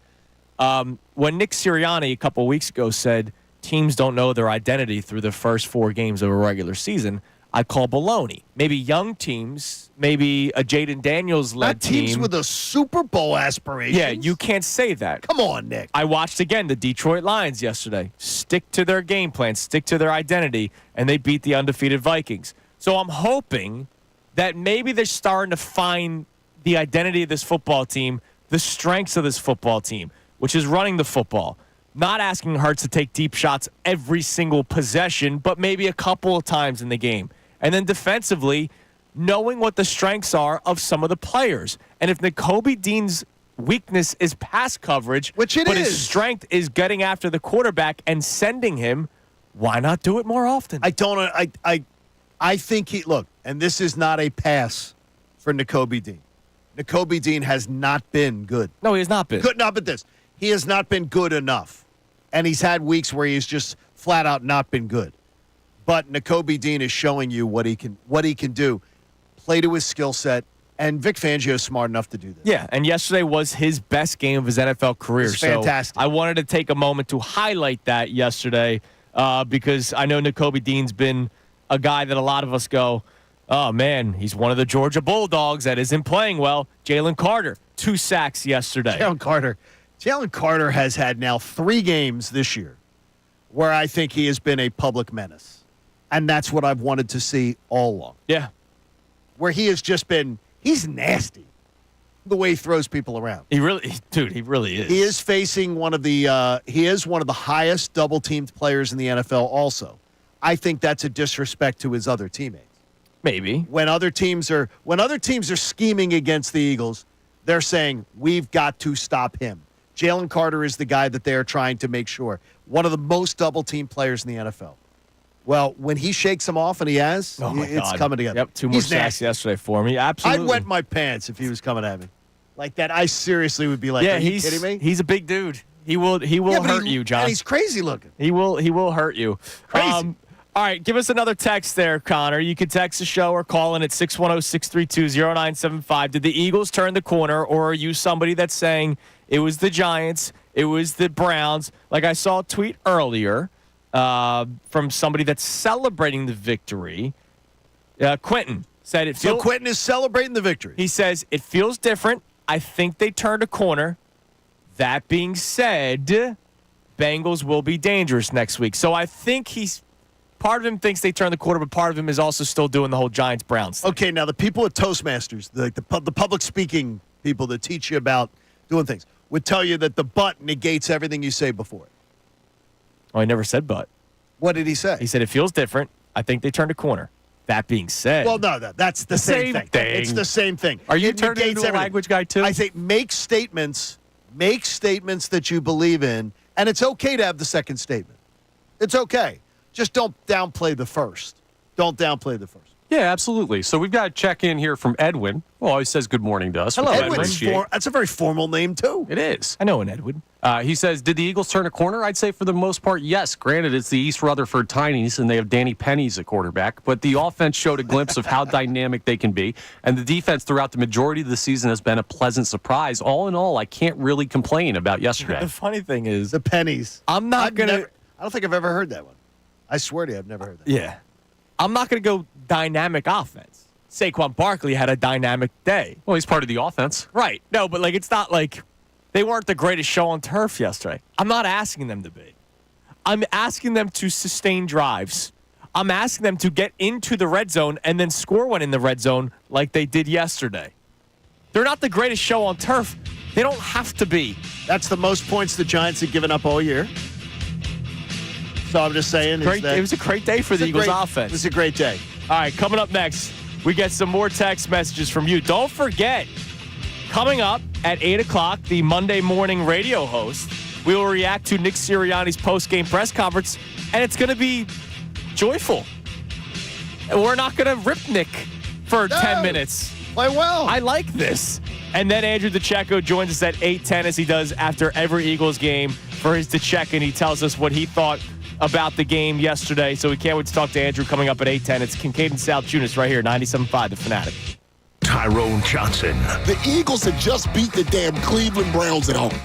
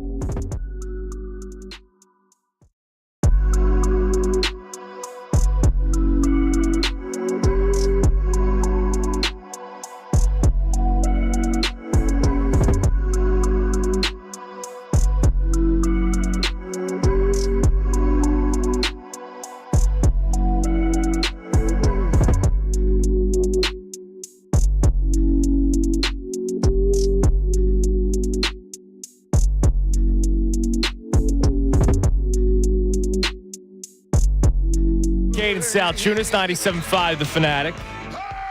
On a Victory Monday morning, we have our Monday morning radio host coming up at 8 o'clock where we break down Nick Sirianni's press conference. We play a couple of clips and we respond to it. And this one will be fun. It won't be like last week's Monday morning radio host where we were basically yelling at Nick for 10 minutes. Yes. So I'm looking forward to this one. He had a great day yesterday. He did. He had a good day yesterday. I think he had good press conference, everything. Because he wasn't the focus of. He didn't allow himself to be the focus. And it was so, I don't know if you saw, I don't know how much you saw of because you guys are doing the pregame show. Yes. It's hard for you to catch any of it even during breaks and everything. It was so incredible how much they were talking about the fact, dude, don't make yourself ever the focus for your team. Oh, yeah. This isn't a college coach saying, you know what, I'll turn the media against me and everything. It just is it's inappropriate. Yeah, last week the Eagles played a good football game. Even though it was a 4-point victory over the Browns, they did do a lot of good things in that game. Yes, they did. But the story was Nick Sirianni. The story is not Nick Sirianni today. The only reason why he is a part of the story today is because we're saying he's not the story this time. But he had a great day yesterday. Hopefully he turned it. Yeah, he did. A lot of guys had great days yesterday. I know we touched on it earlier. Kenneth Gainwell yesterday, 13 carries for 56 yards. And it wasn't garbage time yards. Like, when they were cycling him in and out with Saquon Barkley, there was the one play. I loved it. They did the same play back-to-back. Remember, Barkley got him into the red zone, and then they ran the exact same play with Kenneth Gainwell, and he got them down to like the 4 or 5 yard line. The offense just moved better yesterday, and they started with it on the ground. And maybe that's something that the Eagles coaching staff looks at and goes, all right, maybe we can start utilizing this a little bit more. I think that's what they need to do, man. It was great. And it's going to make Jalen Hurts' life easier. So let me ask you, do you see this now after what we saw from Saquon Barkley and Kenny Gainwell, too? Nice day. Yep. Would you go run-first offense with this team? I've been asking for it. Run-first offense, which sets up play action, which then sets up the deep shot eventually. Yes. Right? To me, this team, and we'll talk to Andrew DeCecco coming up at 8:10, and he and I we've talked about this a couple of times with Andrew. The team's want for explosive plays, I think, has hurt them so far this season. And this isn't a new thing. They've been wanting this since the Wentz era, right? I bring up the Doug Peterson story all the time, where they go into Lambeau on a short week and they win, and Jeffrey Thursday night game. Jeffrey Lurie goes into the locker room and in front of everybody says that you ran the ball too much. Like, there's an obsession with the chunk plays that this team wants to do when you might not. And again, I'm not saying this in a disrespectful way. I've seen Jalen Hurts have those incredible games where he was throwing downfield. But once defenses figure you out a little bit, because they too are highly paid, the players and the coaching staff, you have to be able to play chess yourself. And maybe they go, all right, they're trying to take away the big play. Let's run the football. And I'm not asking you to run the football with Kenneth Gainwell and Will Shipley. I'm asking you to run the football with Saquon Barkley. And it worked yesterday. Where's Shipley, by the way? He had 8 carries yesterday, 15 yards. That's nice to see, though. I mean, they don't need him. No, they don't need him. But I'd like to see more of those fourth quarters. Well, I enjoy that'd be nice. Yeah, These fourth quarters are fun. Yeah, these fourth quarters are a lot of fun. So, yes, maybe they do a run first or balanced, more balanced, because I know it's not 1950 anymore, so it's not going to be run the ball 80% of the time. So maybe not run first. Maybe I should correct my terminology, Connor. Maybe it should be more balanced. Okay. Let the run set up the pass. All those buzzwords, right? Maybe that's what they should do because it's effective, and it was yesterday. That Giants defense is good. It is. It's really good. You put up 28 points against them. You had your best overall offensive performance. No turnovers. You ran the football well. The quarterback made smart decisions, and you did that against one of the better defenses in the NFL, and you scored 28 points. Maybe this should be a part of your game plan moving forward. I'll tell you what, though. We are getting closer on something. It feels like this team has a lot more of an identity today than it did 2 weeks ago. Yeah, and it shouldn't have taken this long. Oh, okay. Yeah. It shouldn't have taken this long. But we're getting here. Yeah. And I've been pointing that out for 3-4 weeks I don't understand. The problem is, Connor, with a lot of, which I would say for a lot of people, is why in the world would it take so long to get there? Because your head coach doesn't exactly know what he's doing, and so identity you put it on. You put down. it on Nick. Yeah, I do. He's the one that said he doesn't know it. I said it before. It is not It is not a Kellen Moore offense. No. And yesterday wasn't a Kellen Moore offense either. It was closer. More like it. Yeah, nah. I mean, one thing he always did when he had a workhorse back, he was willing to set up the pass by pounding the football. They didn't do it again. That's why I'm saying it's not. In the second quarter, they did. They did it, but he used to lead with that. Right. He isn't here, and I tell you, that's on the head coach. Oh, it was a much better day yesterday. It was a much better day. 15 total passes because Kenny Pickett did attempt 1. So 15 passes to 45 runs. Oh, my God. That was awesome. That's awesome. It was 2021 all over. And by the way, 2022 also. Having a game in the fourth quarter where you can actually glance over at what Minnesota and Detroit are doing or everything like that. That was 2021 back end and 2022 all over again. Absolutely. We haven't been there. We haven't lived there for a while. All right. So coming up next, we have our Monday morning radio host. We have 5 clips from yesterday's press conference that we will react to from Nick Sirianni. And then our man Andrew DeCecco from Inside the Birds at 97.5 The Fanatic will be joining us coming up at 8:10 to give his thoughts on what was the most dominant and really only dominant win for the Eagles so far this season, which is why this is a day where you should be happy and celebrate. Our question today, we'll get to more text messages as well. Did they turn a corner, or are you going to point out that it was just the Giants and the previous week it was just the Browns? It's Kincade and Salciunas, 97.5 The Fanatic.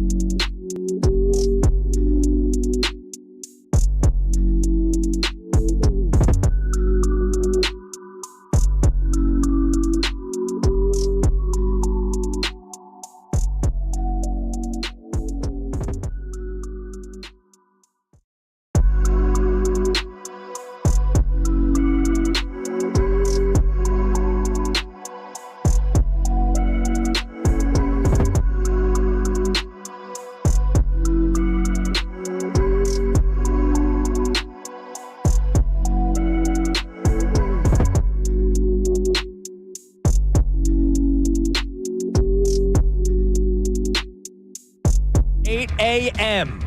on Kincade and Salciunas on a Victory Monday morning. A Victory Monday morning, I should specify, that we feel good about, because it was a Victory Monday morning last week, but we didn't necessarily feel great about it.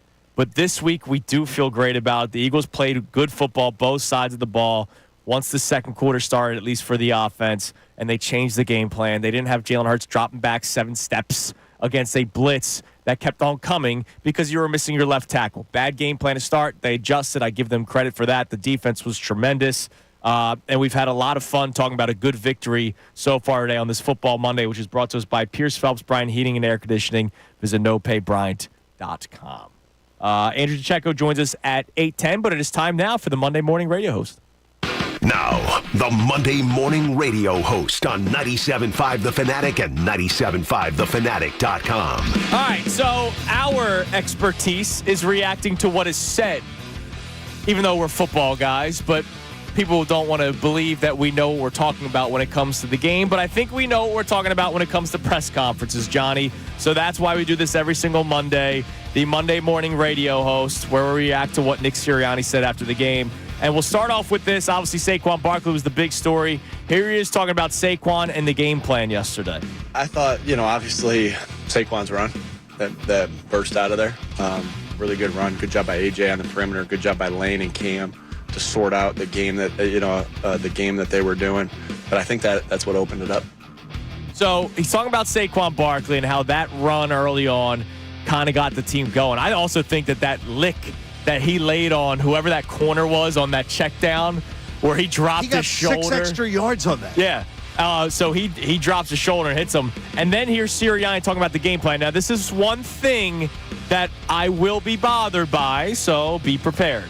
I know you want to be multiple, you want to be diverse, you don't want to lean too heavy on one way, but is this formula maybe something you should lean more into where your guys are going to run it? I know you got ahead, and that played a factor in it too. It is what we needed to do this week to win. So how come you didn't start with it? It's a great question because it makes complete sense. And we on Friday spoke of it. Yes, the Giants have one of the worst rushing defenses in the NFL. Correct. You're missing your starting left tackle, so you know that they're going to try to bring the pressure. They brought the pressure. You punt the first 3 possessions of the game. So, again, flowers to the Eagles. But it's the 6th game this season, 0 points in the first quarter. There is something to the game plans not being good to start games, no matter how happy we are when the final second ticks off the clock. I don't understand why Nick Sirianni could say, oh, well, that's what the game plan called for. Then why didn't you start with it? I had a great boss once who said to me, John, stop making easy stuff hard. Yeah. To simplify as much as you can in your daily routine. And I think for Nick, that would certainly help him. And they did that as the game went on. As the game went on, they won 28-3. And that's why we're happy today. Here's Sirianni following his emotional week last week. Here he is talking about how he just put his head down this week and worked harder. The thing that I learned this week, and I told the team that it happened a bunch of different ways. There was a bunch of different ways that I learned this week. It wasn't just through the situation that I was in. It was through, I'm not even going to go into all that, but it's like you can be angry, but all anger does is cloud your ability to get better, right, and control the things that you need to control. So what I said to the team is like, I put my head down. When you have criticism, when you have those different things, you put your head down and you work even harder. And the thing about that is, the hard work that the team had and that we had throughout the week helped put us in position to be successful today. And the other thing it does, to be quite honest with you, is it unites. And so you can look at it as a positive if you allow yourself to do that. And so I think that this game is constantly teaching us things, and that's what it taught me this week. We celebrate that answer on this show. I think it's also. I love that answer. I think it's fair to ask this question, John. Did the fans behind Nick Sirianni during the Cleveland Browns game turn the season around?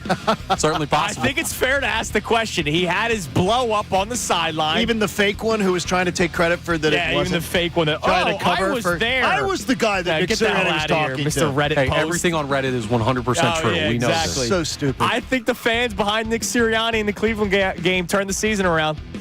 That was a more mature, it's good enough for me, and grounded Nick Sirianni in that clip. I think a trip to Jeffrey Lurie's office at 7 a.m. on a Monday morning probably had something to do But with that it. doesn't happen unless Oh, I those got you. fans were there Well, for I the think- Cleveland game.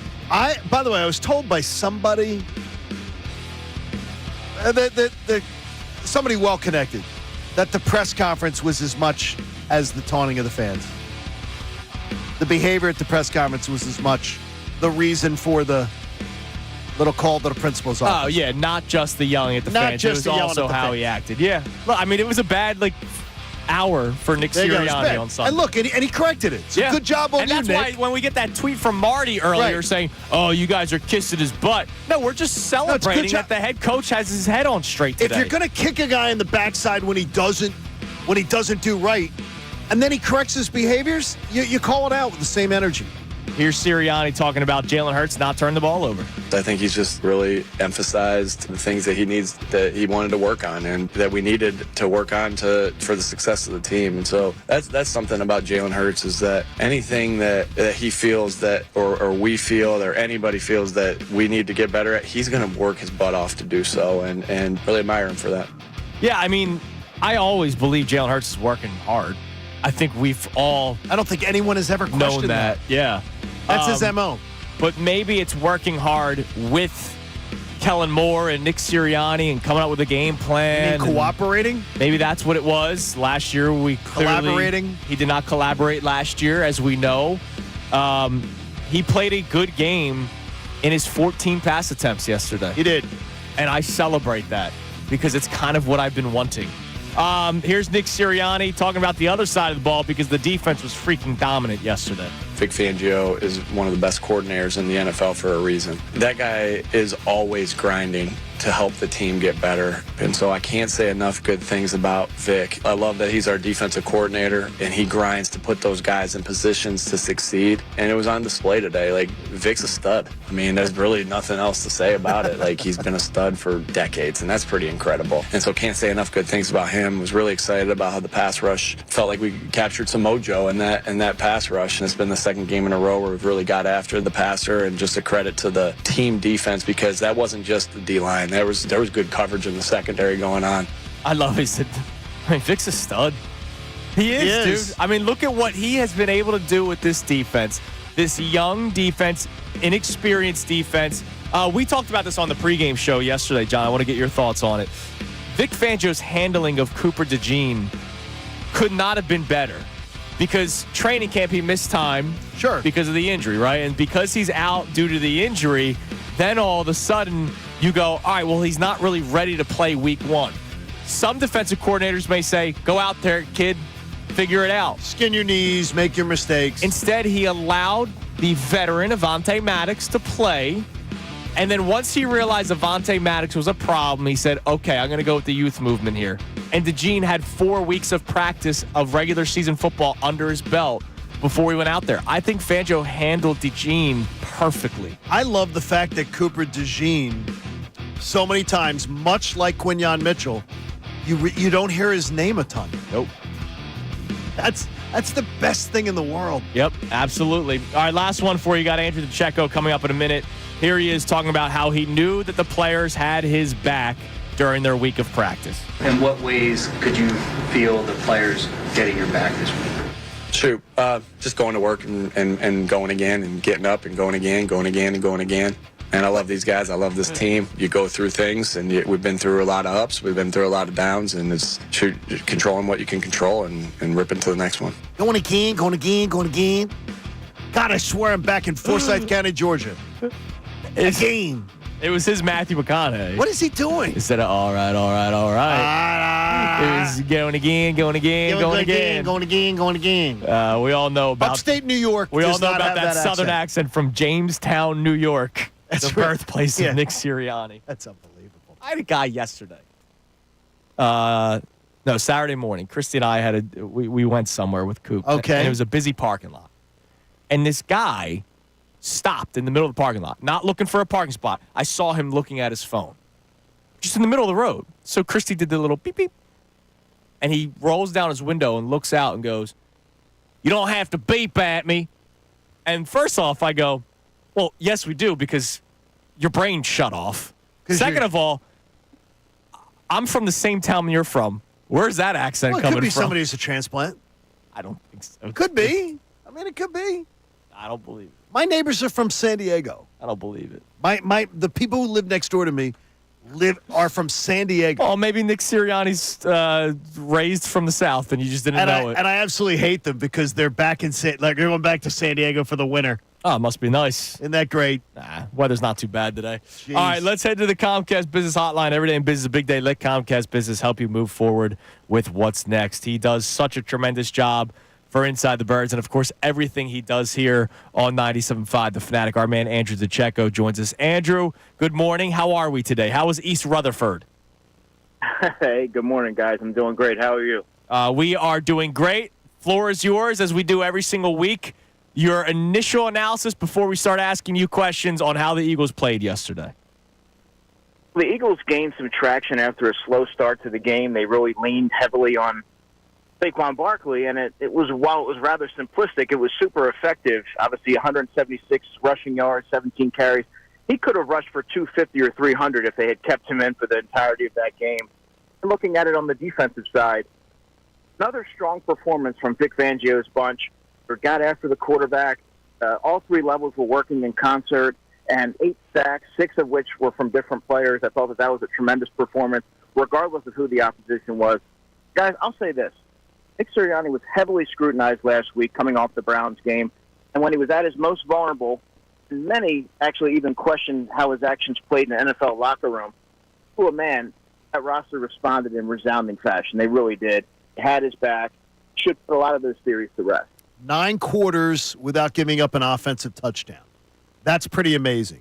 So when you look at what is going on the defensive side of the ball, what is absolutely shocking? Shocking, more so that the pass rush is getting hung with regularity, because when you go radio silent for as long as they had through the first 4 games or so, you start to wonder if that's sort of going to be a trend that's going to continue throughout the season. But, John, 5 sacks a week ago against the Browns, 2 of which came from your edge rushers. Then this week, see 2 sacks from Nakobe Dean, 2 sacks from Jalen Carter, and then Nolan Smith has another sack in the second consecutive week. I just think that seeing that unit come to life, able to see how the rush and cover work in tandem, and it's obviously on the back end, they're reaping the benefits of a pass rush. That's how this defense is supposed to look. Andrew, you mentioned that the offense was simplistic yesterday, and as you know, based on our conversations, I have been asking for such simplicity on the offense. Is this something that they continue to do? Was it just the game plan this week? Because I know their obsession with chunk plays. They love it. But if this is what works, why go away from it? I think that this may have been exclusive to the opposition. Obviously, they came into this game surrounding an average of 5.2 yards on the ground. So it behooved the Eagles to really take advantage of it, and the script really set up for Saquon to have a nice return to MetLife Stadium. But I think that you're going to see them. They're always going to DNA, and their philosophical approach is always going to be to take to the air, Andrew. So I think you're going to see a way against the Bengals where they do have a little bit better run defense than the Giants and the Browns. You're going to see them try to go back to the passing game. But I think that they're going to, and sometimes we talk about this, you have to take a step back, look at the offense, assess what's working and what's not working. I think you're going to see a little bit more balance this time around because you see how dominant Saquon Barkley can be. You also don't want to forget about those passing options in A.J. Brown, Devontae Smith, and even Saquon in the passing game. So I think you're going to see more of a balance than you saw Sunday. You took the words right out of my mouth because Devontae Smith, I don't know how anonymous he can be in a game, but that was about as much as he can be. Was that a function of just what was going right? But I can't believe they're not getting him more involved overall this year. Yeah, it was curious on Sunday, John, did not see him as involved as he normally is, but I will say is it just was a byproduct of the game plan. Eagles were able to shorten the game by getting Saquon involved early and often. Saquon was really effective. He only had 114 yards of passing, so 89 of which went to A.J. Brown. So there wasn't a whole lot left over for Devontae to do anything, but it could very easily swing next week, and Devontae could be the player who has 100 yards receiving. That's what makes that offense so lethal that you never know. It's a pick your poison. You can't just fixate on one player. They can beat you a multitude of different ways. So to me, I think that it wasn't his week on Sunday, which was kind of curious, but that's not to say that next week he's not the one that's sort of reaping the benefits of having so many weapons on the offense. I would say the only real blemish on the game is, once again, no points in the first quarter. So through 6 weeks this year, 6 games for the Eagles, they've not scored a point in the first quarter. We mentioned the game plan. I did not like the game plan to start. Now, I'll ask you, was that kudos to the Giants' defense, or was that the Eagles' offense struggling to start? Would like your opinion on that. Well, it was kudos to the Giants' defense for being able to key in on Fred Johnson, because you mentioned the slow start being one of the more problematic elements, probably the only problematic element coming out of that game, Andrew. But I would also say Fred Johnson struggled a little bit at left tackle, and I thought that the Eagles didn't do a lot to help him out early on in that game, and the Giants pounced on that, and they took advantage of it. And then you saw the Eagles adjust, and they were able to settle it. Right, and that's why, like, when I say the game plan, like, they're taking shots downfield to start the game again. And you know that you're without Jordan Mailata, and you know that Brian Burns is a beast and Dexter Lawrence is a beast, and you know that you can run the football against this Giants team, which they did. So I like to give credit that they made the adjustment. It's just it's confusing to me that that's not how they started the ball game. Yeah, but I think looking at it in terms of even the week before that, when Fred Johnson had to come in mid-game or really towards the end of that game with Jordan Mailata, 3 plays later, Jalen Hurts is hitting Devontae Smith for a 45-yard touchdown. So I really do believe that they felt that they could sort of mask it a little bit and that it would be able to function, maybe not as to the extent of how it is with Jordan Mailata there, but that they could certainly run a lot of the same things they wanted to do. And I think they quickly found out that wasn't going to be the case, and they pivoted and they leaned on the ground game. Seeing a note out of Vegas this morning. The Commanders are expected to be underdogs in 1 game in their final 10. And you look at what the Eagles are doing right now, and you look at what other teams in the NFC are doing. Do you see an Eagles team that is ready to be sitting at that big boy table with the best teams in the NFC, or do you still need to see a lot more than you've seen the last 2 weeks? Now, I think they can, and I know coming off the Browns game you heard, yeah, but that was just the Browns. That was a sentiment that I heard throughout the week, and they were almost like the consensus wanted to see it replicated for another week. Now you're seeing a lot of the same things manifest for another week in dominating fashion, particularly on the defensive side. So for me, I think that they have taken that step forward where they can contend with anybody in the NFC, and the biggest testament to that is how their defense has elevated their performance. And a lot of the conversation and a lot of what I was able to glean in the locker room after that game is that it is coming together. They're starting to gel. It did take time because there's a lot of young pieces there. And talking to multiple players, that was the sentiment that I was able to gather. So I think that there's something to be said for that, and they should be able to use this and propel forward. And what has happened the last 2 weeks where now all of a sudden we see a more ferocious Eagles defense? Has it been personnel on the field? Has it been the way Vic Fangio is disguising blitzes? What have you picked up through watching the games and watching the film where you go, this is why the Eagles defense is thriving? I think it all starts right up front with Jalen Carter. When Jalen Carter is at his most dominant, that's when the whole defense sort of reaps the benefits. You're seeing him occupy double teams. He had 2 sacks yesterday. It frees other players up. Kobe Dean got home on blitzes, and he mentioned after the game that he had opportunities early in the season, but he wasn't getting home, so he wasn't asked to blitz as much. And when his number was called, he found a way to make it happen. And Kobe mentioned to me earlier in the year that when the defense is functioning at its peak form, it was going to be a junkyard defense, a gritty, pummeling type of defense that was based on, it was sort of a no-name defense that he described it in that you can't just fixate on one player. The whole unit's coming after you for 60 minutes. And I think they're starting to trend in that direction. But I think it's just a mentality, getting reps with one another, and really just getting on the same page and fine-tuning details. You're seeing it all start to gel. And I really do believe that this is more or less the defense you're going to see for the majority of the season. I know you probably haven't looked at it yet, but what do you think the line is on the Eagles-Bengals game? I have no idea. I wouldn't even know where to guess. They're 2.5-point underdogs. I can't wait to hear the analysis this week on the Bengals-Eagles as we talk about it all week long. And you've got a probably busy schedule all week long, keeping people informed here in the Fanatic, right?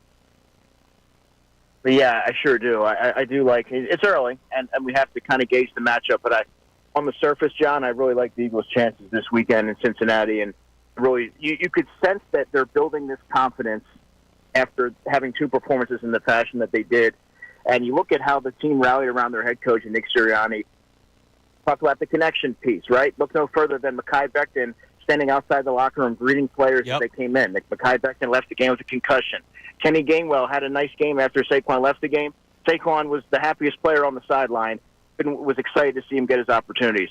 This is all sort of, I think you can galvanizes a team, and you're going to see it move, as they continue to move forward. Andrew, that's why I said last segment, I think we can say that the Eagles fans that were behind Nick Sirianni during the Cleveland Browns game turned the season around. You got to give those Eagles fans credit. Oh, boy. Andrew, thanks, man. We appreciate it as always. We can't wait to talk to you again on Friday for our hour leading up to Eagles-Bengals. Sounds good, guys. Have a great day. There he is, Andrew Checo on the Comcast Business Hotline. The Eagles fans saved the season. Give us credit. Or give them credit. Those Eagles fans deserve the credit. There you go. The rallying moment only happens because of those Eagles fans. The only rally I have is Rally House. I'm a big fan of that story as well. City at your house. All right, coming up next, we'll look around the NFL a little bit because the Eagles were not the only team in action. There were some good things that happened for the Eagles and some not so good things that happened for the Eagles and an injury that we need to keep an eye on in this division. It's Kincade Salciunas, 97.5 The Fanatic. Fanatic Sports Update. A big return for Saquon. I'm Connor Thomas. This update.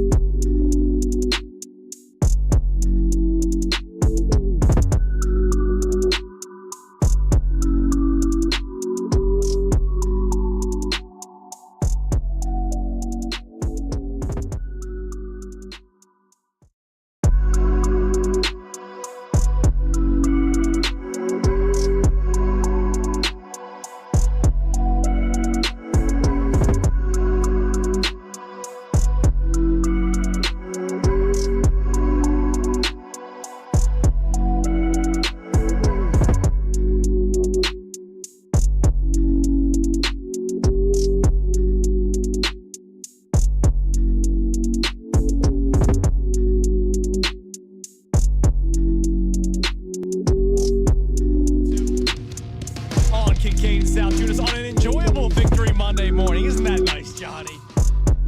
What a beautiful change. Yeah.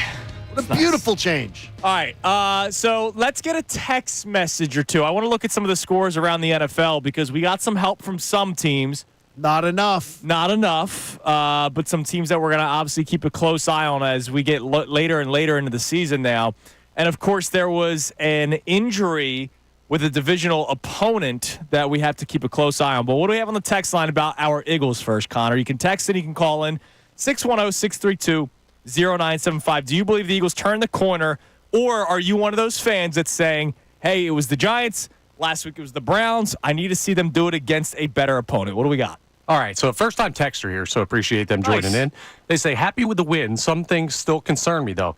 Consistent A.J. Brown go routes, lack of slants, Hurts' vision. Even Mark Sanchez yelled during the broadcast that Saquon was wide open at one point. It was really bad. If those get fixed, we're well on our way to the NFC Championship game and possibly the Super Bowl. Wow. Okay. Wow, that's way further.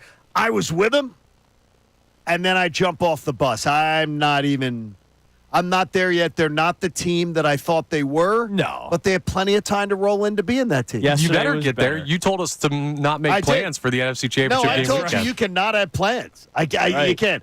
But looking around the NFL, I'm not. Around the NFC, I'm not overly concerned. But that number, gentleman says to me, that's got to be fake. I'm reading it to you from an insider this morning with MGM Resorts. The Commanders are expected to be underdogs in one game. Wow. The rest of the way in their final 10. Favorites at home versus the Bears, at the Giants, at home versus the Steelers. The underdog game, Thursday night short week at the Eagles. Oh, wow. How about that? Home game against the Cowboys, home game against the Titans, at the Saints, home game against the Eagles, home game against the Falcons, at the Cowboys. Yeah, favorable schedule for them for how things are playing out. They're expected to be favored right now. This is today, before major injuries or something like that. Right. And the Jaden Daniels thing is going to cause them problems if they're playing the Bears this week, which they are. They're playing the Bears. If Jaden Daniels can't go. That's scary for the Eagles because you can't trip up. You're right. Now we'll talk about that in a second. Real quick, just one more from that texter. Like the Sanchez play where Saquon's wide open. Like, that needs to be corrected.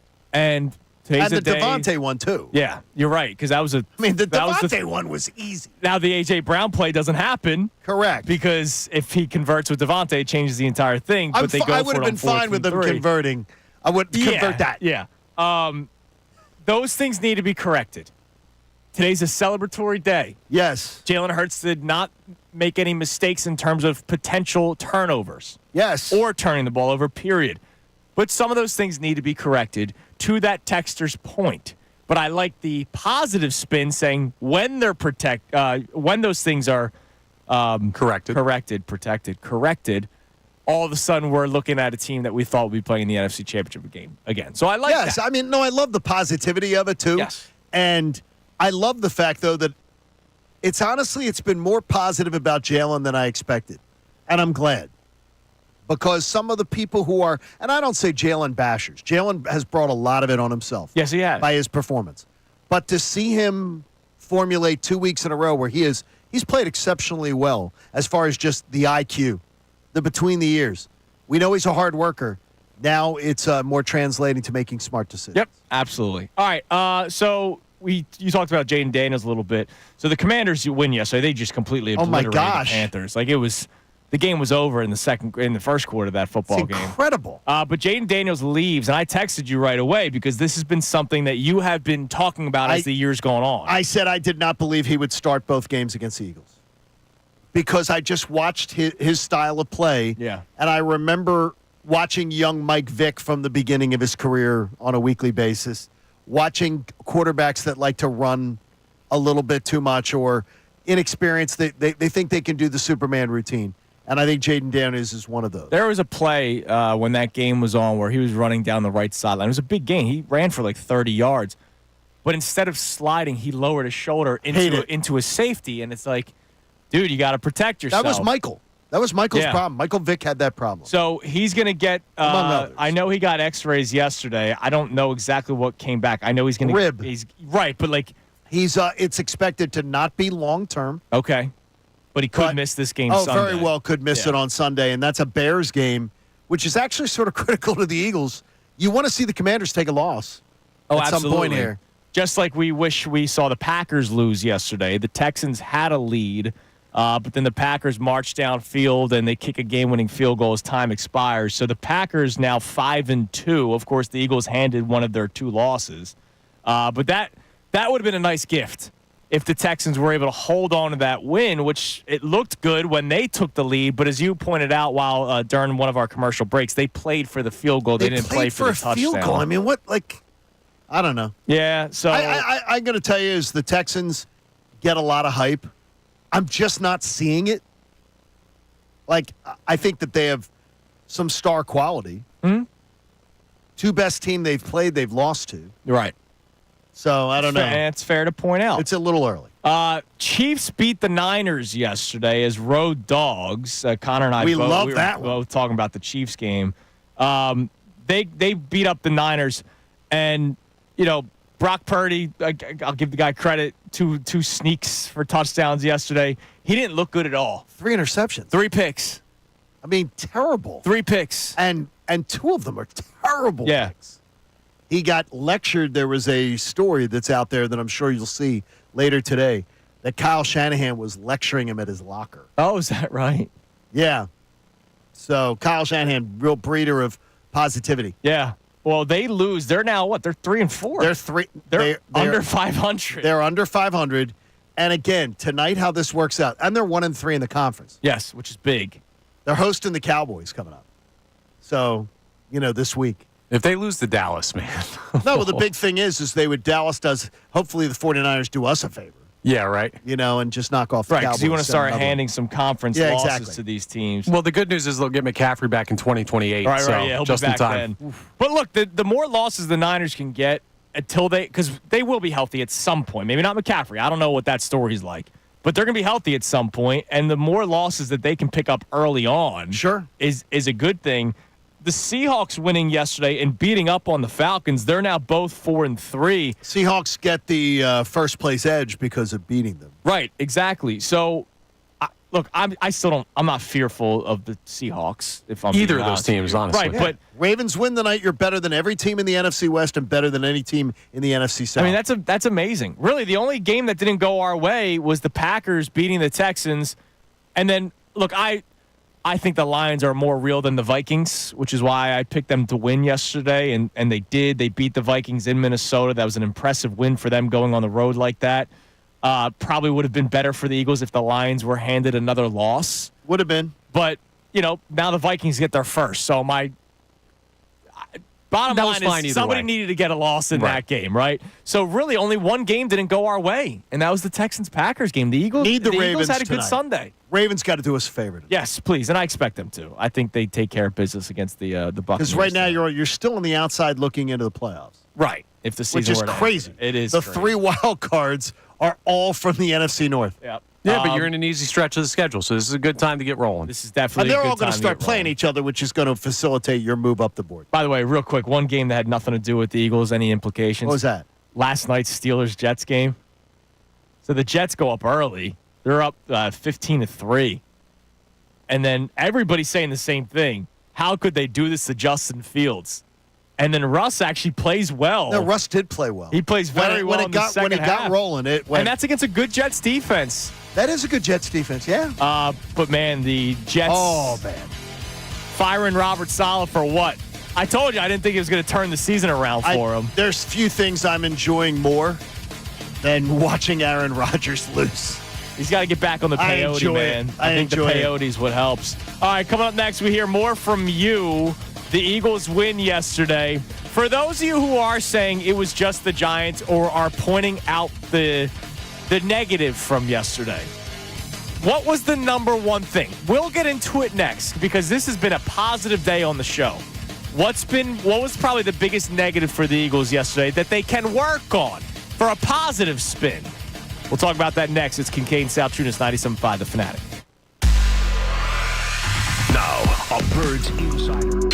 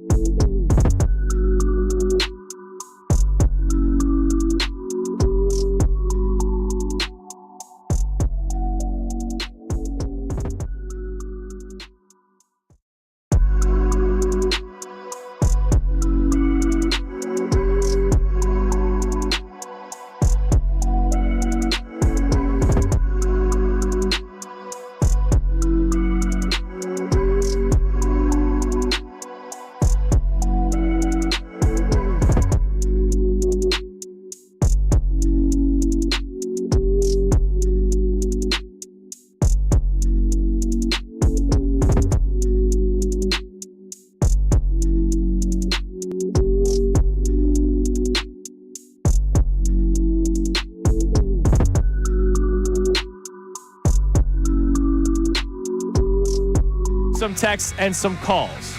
So I asked to go into the break. I wanted you guys to think about it a little bit. The game was great, and they won 28-3. And there's no perfect football games, right? You can come as close to perfect as possible, and you can point out some things that you were still unhappy with. I loved our texter that we had last segment that said he was upset with a couple of things, but when they will be corrected. And so he believes they'll be corrected. And he believes he will see the team that we expected to see before the season started.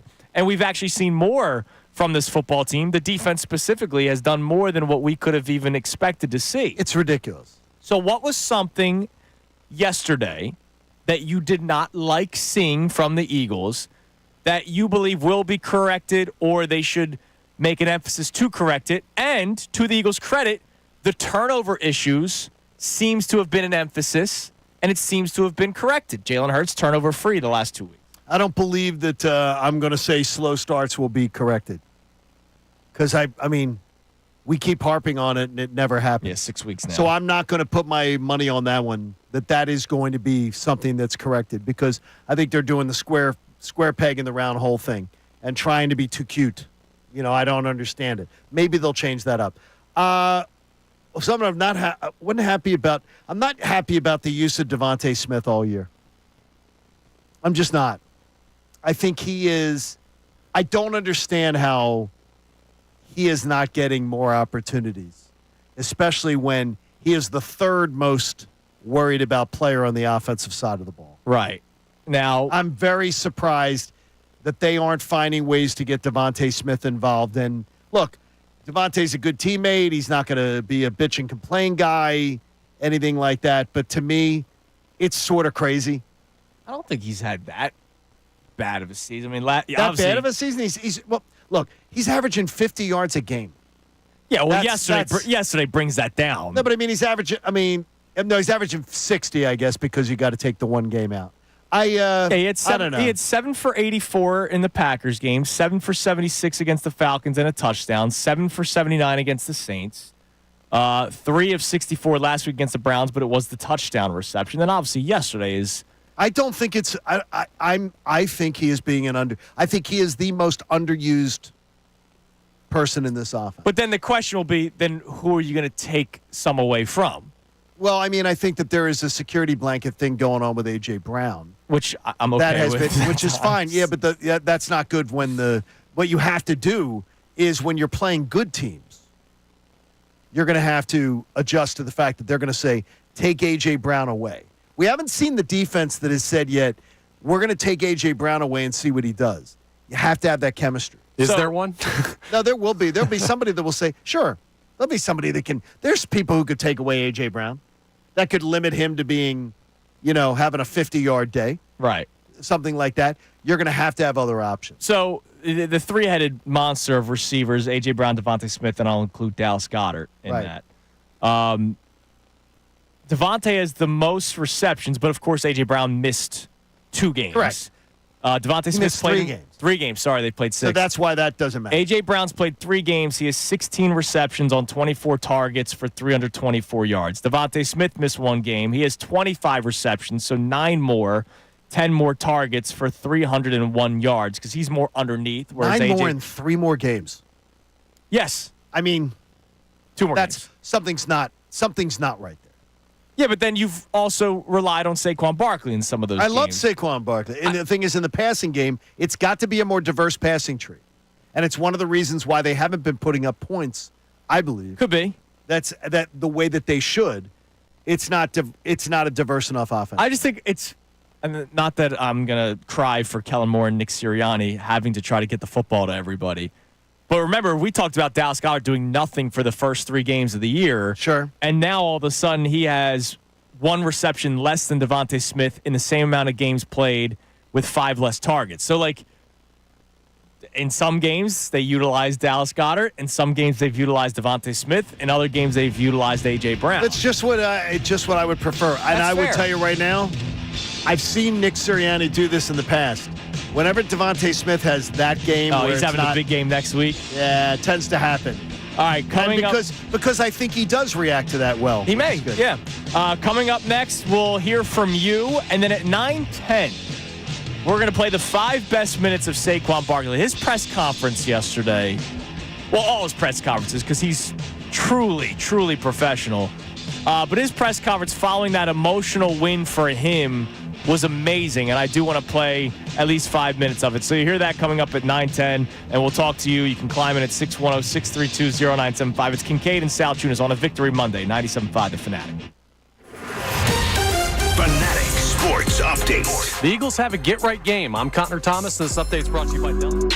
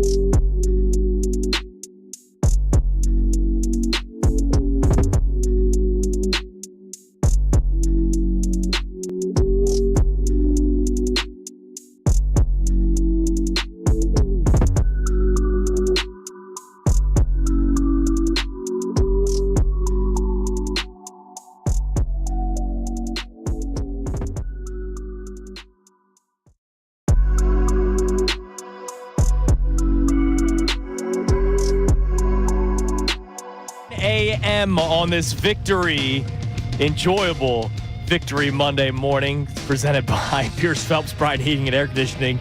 Visit nopaybryant.com. I'm sure the fine people at Pierce Phelps appreciate it when we say an enjoyable Victory Monday morning. Presented Yes, much more enjoyable. It's and again, it plays to the whole old adage that, like I don't know what doctors do for a living.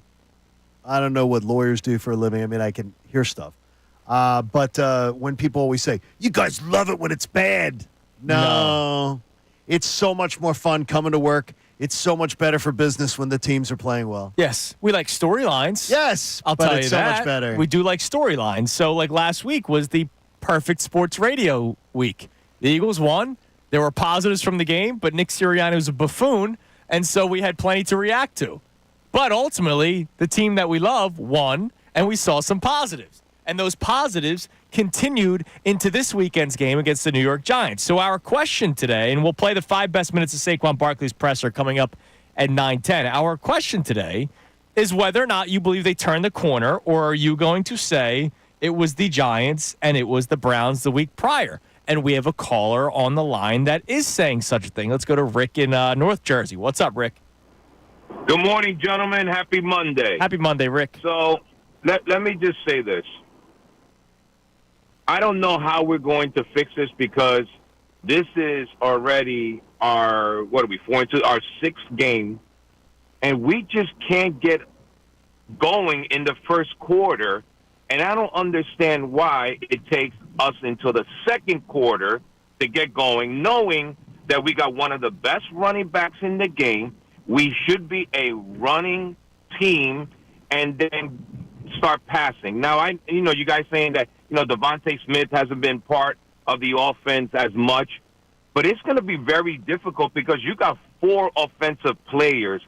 But with that being said, why are we struggling in the first quarter? Is that Nick Sirianni? Is that Kellen Moore? I think it is okay to say, Rick, that their game plans have been horrible despite their 4-2 record, and they're making good in-game adjustments. Now, to your point, I have said this a couple of times.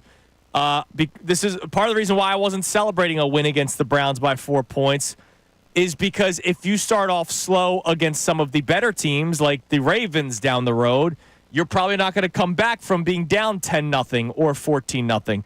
But we're not there yet. They are learning. They are growing. It could be the same thing with the Bengals. Could be the same thing next week because they Joe Burrows can light it up. He can, and even though I know they're not playing well, you can't take them as a winnable game. I mean, we all knew that the Giants, that was going to be a winnable game, but I thought, and I'll leave you with this. I thought the Giant game should have been the game that we put it all together. The first quarter. Listen, whatever Vic Fangio did, he's got to keep it up because the defense looked really, really good. And I know it's Rick, I get what you're saying, and we appreciate the call, brother. We do. Like, the first quarters need to be fixed.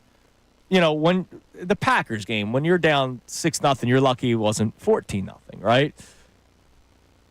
They did put together a full game yesterday, minus the first quarter offensive struggles. Wait a minute, he can't say that. No, I know, but they didn't put together a full game yesterday. Rick almost sounded like there wasn't more good than bad. There was more good than bad yesterday. There was absolutely more good than bad, exponentially. Yeah, it's not even close. More, yeah, not even close. Really, I'd say a 25-point divisional win had more good than bad. Yeah, really, the first quarter was the only thing. The only blemish on the entire game was the first quarter. And so, to Rick's point, yes, the game plans to start the games have not been good.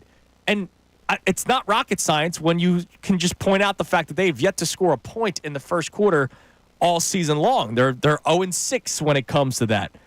But you can also give them credit for in-game adjustments, which they are doing, and that's why they've won 4 out of the 6 games. Okay, if you're smart enough to adjust to what people do to you, okay, then you should be smart enough to come up with a plan that you don't have to do that. I agree. And to me, it's because you're trying to be cute. Yes.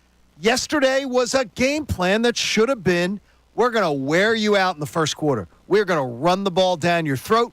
You're a terrible run defense. We've been beating the Giants for the Sirianni administration by pounding the football. And instead, no, let's get cute. I know we played this earlier today during the Monday morning radio host, but there was a great question about the run game yesterday and whether or not that was going to be something that will continue. Here's the question and answer. I know you want to be multiple, you want to be diverse, you don't want to lean too heavy on one way, but is this formula maybe something you should lean more into where your guys are going to run it? I know you got ahead, and that played a factor in it too. It is what we needed to do this week to win. So that's what that Jeff McClain with another good question. It was a great question. And for Nick Sirianni to be short with that's what we needed to do to win the game, my response, if I was there, then would have been, how come that wasn't the game plan to start? Correct. There's no, he betrayed himself with that answer. Yeah. I mean, it was really one of his only missteps. And it's because he's so damn defensive when he's being questioned. Yeah. And the thing is, hey, Nick, you're going to be questioned when you start out crappy week after week after week on offense, and you've got arguably the best, if not one of the top 2 or 3 best offensive talent boards in the entire league. Yeah, and look, he's going to stop. And in Sirianni's defense, you won 28-3. Okay. And one of the first couple of questions is once again about the first quarter. It has to be. Right, as it should be expected. But I understand why he might be emotional after the win, and he hears that, and he goes, this is not the pom-pom squad for Nick Sirianni. You're playing the Browns and the Giants. When those problems continue against the Browns and the Giants, it is a major issue that must be corrected. And unfortunately, they talk a lot. Nick talks a lot about fixing it week after week. It's not being fixed. It's not. So there's every reason for that question to be answered and zero reason for him to be offended that it was asked. And you can tell that he was offended it was asked. Come on, guys. We just won. Well, remember last week supposed to be positive, you guys. Last week it was, well, the defense started fast. And again, nobody was saying that the defense started slow last week. Correct. He makes up stuff to be upset about. Well, other than that answer, his press conference was great. And he had a really did good day coaching. All right, give us a text, Connor, before we get to our 5 best minutes of yesterday's Saquon Barkley press conference. You could text in, call in 610-632-0975. And in case somebody just tuned in for the first time all day and heard us talking about the first quarter points, we have been speaking glowingly of the Eagles all day today. That has just been the one blemish from yesterday's game, and it's been a blemish all season long. And we had a caller, Rick, that pointed it out, which is why we were reacting to it. I just want to be clear in case somebody just tuned in and said, oh, what are you guys being negative about? We're not. Okay. Noah in Florida. Look, you can never be safe. So I know. You can never be safe. Listen, I know exactly why you're saying it. We're going to get tweets anyway. Noah in Florida checks in and he says, I can't say the Eagles have turned a corner yet, but they did put their turn signal on. That's something people in Pennsylvania need to learn how to do, by the way. Yeah. And I'm not saying that because it was just the Giants. I'm saying it because it was only one game. I want to see it again next week before I really start believing. And that's fair. At least he gave the turning signal. Yeah. Blinkers on. But to what we said early on. Blinkers. What are you, 80? What? People call them blinkers. I call them blinkers. Oh, my gosh. It's less word. What do you call it? The turn indicator? Must be a. Come on. Must be a. Why talk more when you can say less? Or what is Blinkers. Why say more word when less word do trick? Yes, thank you. You whippersnappers don't use your blinkers. But I understand, that's the thing. There are teams in the NFL that this is the type of performance, maybe not like a 25-point margin of victory, but this is how the great teams in the NFL look week in and week out, or more often than not. So I get people who are saying this team should play at this level more consistently. Yeah. I want to see that more. How about once against a good team? I mean, it's okay for people. Nobody should be getting chesty. I mean, the one thing is, don't get chesty over beating the Browns and the Giants. No, but it's okay to praise what is praiseworthy. And we know what we'd be. The Bengals beat the Giants last week, 17-7. Right. If the Eagles only won 17-7, people would be saying, "Oh my God, you only beat the Giants 17-7. They won 28-3." I'm sure a lot of those same people are saying, "Well, it was only the Giants." So you got what you wanted, which was a beatdown. Yes. So enjoy it. And I can also point this out. The Giants games this year, they lose to the Vikings 28-6. That was a bit of a beatdown. Other than that, 3-point loss to the Commanders, 6-point win to the Browns, 5-point loss to the Cowboys, 9-point win over the Seahawks, and just a 10-point loss to the Bengals. The Eagles had one of the better performances against the Giants this season. Out of all the teams that the Giants have played, the Eagles have had the best. The best, because the Giants scored 6 less than against the 6. Yep, correct. Big math guy. Saquon Barkley was tremendous yesterday on the field. 17 carries, 176 yards, and a touchdown. He averages 10.4 yards per carry, which is amazing. 2 catches for 11 yards. So he had over 180 yards of total offense. And, of course, his press conference was also amazing. Here he was after an emotional win for him. Saquon, now that this game is behind you, what did it mean to you? To be honest, I'm so happy this game's over. I don't think I should get, besides today, any more questions about the Giants. But like I always said, thankful for the organization. They're the team that drafted me. Still got nothing but love and respect for all the guys over there. But I'm happy to be Eagle. And most importantly, we got a win today in the division against the division rival. And, now it's on to the next one. When did the extra emotions maybe start to build up? Was it here? Was it during the week?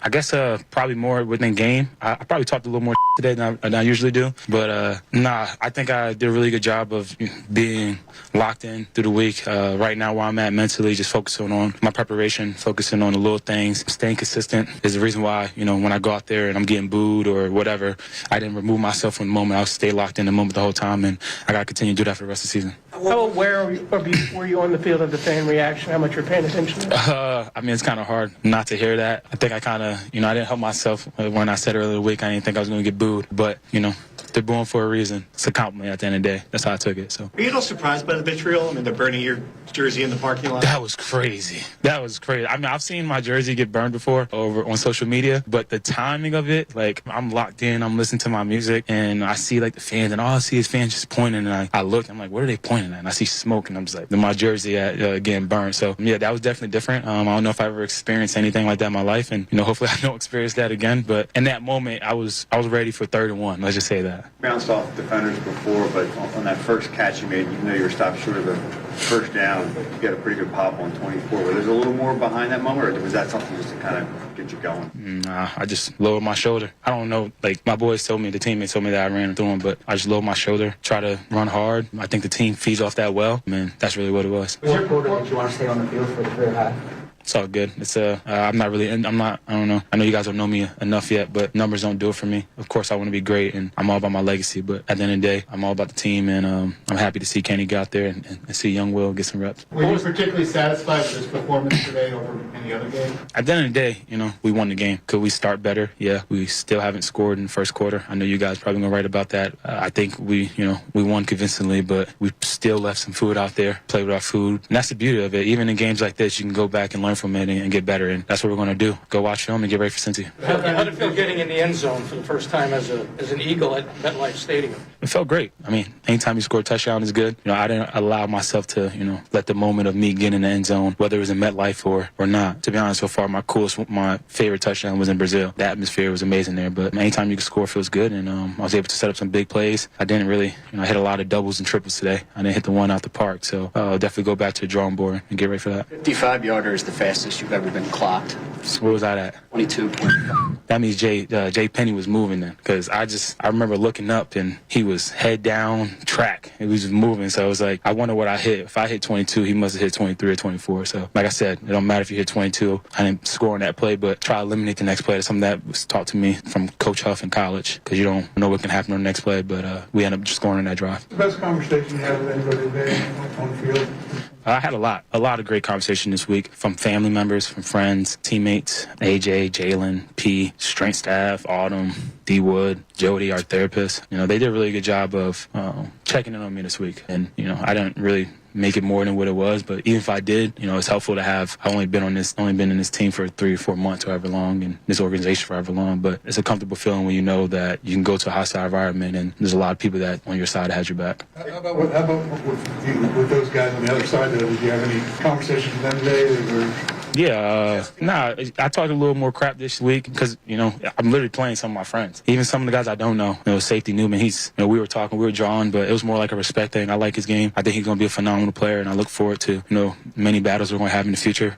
Dex, I kept it short with Dex because I'm not the guy that got to block Dex. And I said it before the game started for the week. I think he's the best defensive player in the league, and, he gave us some trouble today, but at the end of the day, we got the win. We saw A.J. Brown 2 years ago. He had a great game against his former team, the Titans, and he said he thought the beast would be let out today with you. Did you have any great advice from any of your teammates about how to use that fuel? Yeah, AJ. It was AJ is something that come right into mind right before the game, saying when you make that big play, this is another play. There's more to be out there. Don't get caught up in the moment. Just keep going, keep moving along. Me and Jalen had a really good talk. There's a lot of, there's so many guys that I feel like I've been part of this team for a very long time, and in reality, I haven't. So it's a special feeling when you know that your teammates and your coaches and everyone in that facility cares about you and got your back. This week you said you had nothing to prove to the Giants, but you wanted to prove the Eagles right. What do you think you proved today?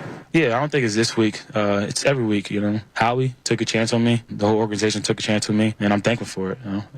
Stuff like that means a lot to me. That's why there's no hate in my heart with the Giants organization. They drafted me, brought me in, helped a kid live his dream. And same thing with the Eagles. I hit free agency, not knowing how things are going to shake up. I was able to find a home in the place I love, and I'm excited to be here. So it's not about proving anybody right or proving anybody wrong. It's going out there and being myself. And, when I tend to go out there and be myself, a lot of things fall in line.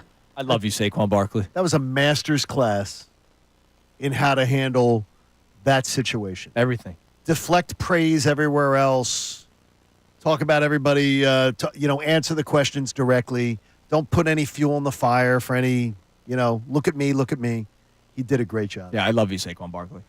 He's awesome. I can't believe he doesn't have a higher national profile. Yeah, you and I were talking about that before the show. More ads, more... He's a charming guy. He's a good-looking dude. But the team stunk. That's a tough thing. But now he's here. He's here. Oh, he will. If he keeps running like that, absolutely. Yeah. He's going to be on every billboard in the city. He will be soon, yeah. No, I'm more talking about outside the city. Yeah, but that grows. I said national profile. Yeah, once you're big in the city. I don't even know if he was that big in New York. Because, one, the profile of the city and how many teams they have. Two, nobody cared about the Giants because they stunk. Yeah. I mean, they were a mess while he was out there.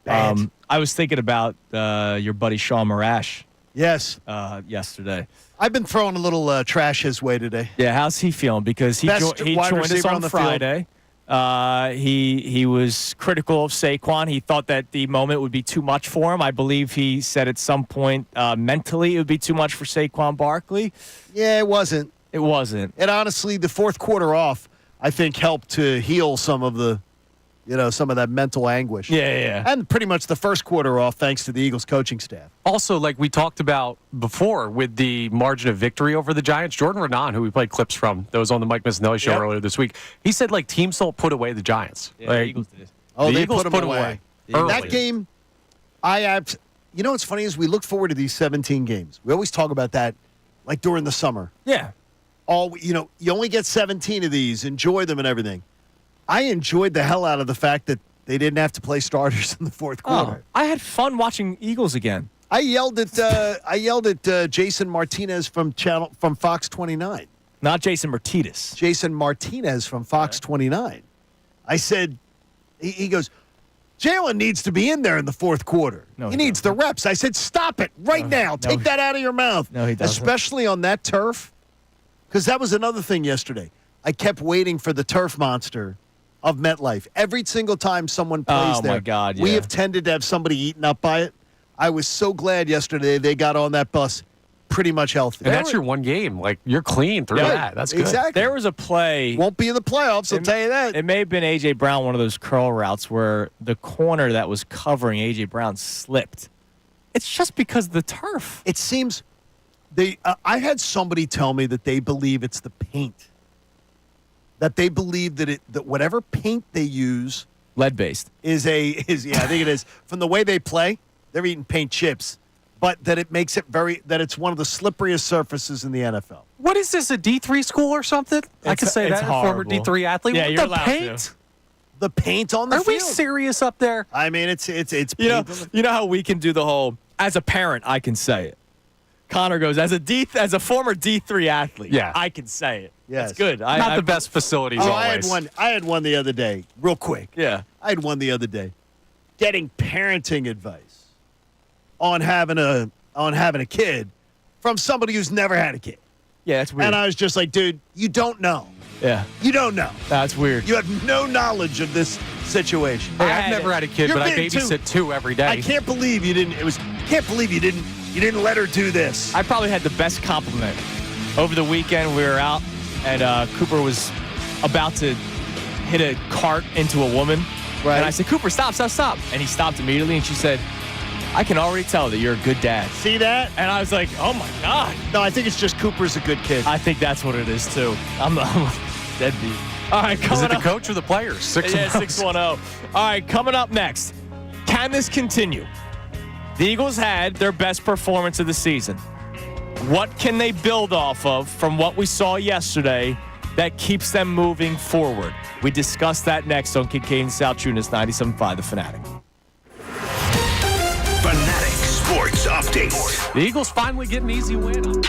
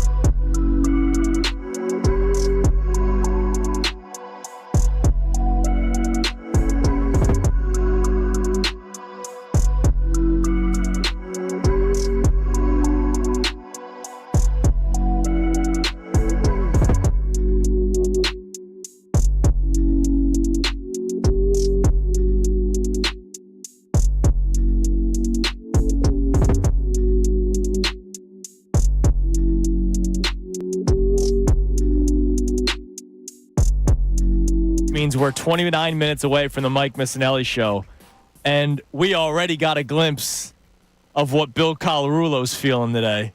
Did you give my boy his flowers today? Wait a minute. Again, Bill played both sides of the fence this week. He did. I'm going to ask Bill the challenge to him, and a lot of times when you're not doing this every day, it's new. It's new to Bill, his enthusiasm. This week, and I'm holding young Ray Dunn responsible for it. Oh. Bill has to pick one side of the fence and stand on it. He got to stand on it because you can't do you guys are overreacting to the Eagles' bad start and then but the Giants are really dangerous. You got to pick one. Now it's a Bengals week. We'll find out. I think Bill will commit by around Wednesday. Okay. He'll commit to the one side of the fence. But if young Ray Dunn allows it to happen, there are going to be issues. There's going to be issues. Now, speaking of Bill, he put out a great tweet. And I remember this being a talking point before the season started. And it's a great update for you. So when Saquon got his contract, 3 years, $37.75 million, we all kind of had the same reaction of, that's very exciting, but I wouldn't give a running back that kind of money, right? There's concerns there. Yes. So he puts this tweet out. Some question the Eagles for signing Saquon Barkley, a running back, to a big contract. Right. But with the wide receiver market exploding, it made sense to pay a weapon instead of a position. So the guy that got very similar years and money, Darnell Mooney from the Falcons, who got a 3-year, $39 million contract, which is ridiculous. Good for him, but ridiculous for a team to give Darnell Mooney that kind of coin. Through 7 games, Mooney has 414 yards receiving and 3 touchdowns, which is actually probably more than what a lot of people would expect. Barkley, through 6 games, 761 yards and 6 touchdowns. So almost double his yardage and double his touchdowns. Maybe it is more of a weapon instead of a position thing for the Eagles. And we've talked about this, John.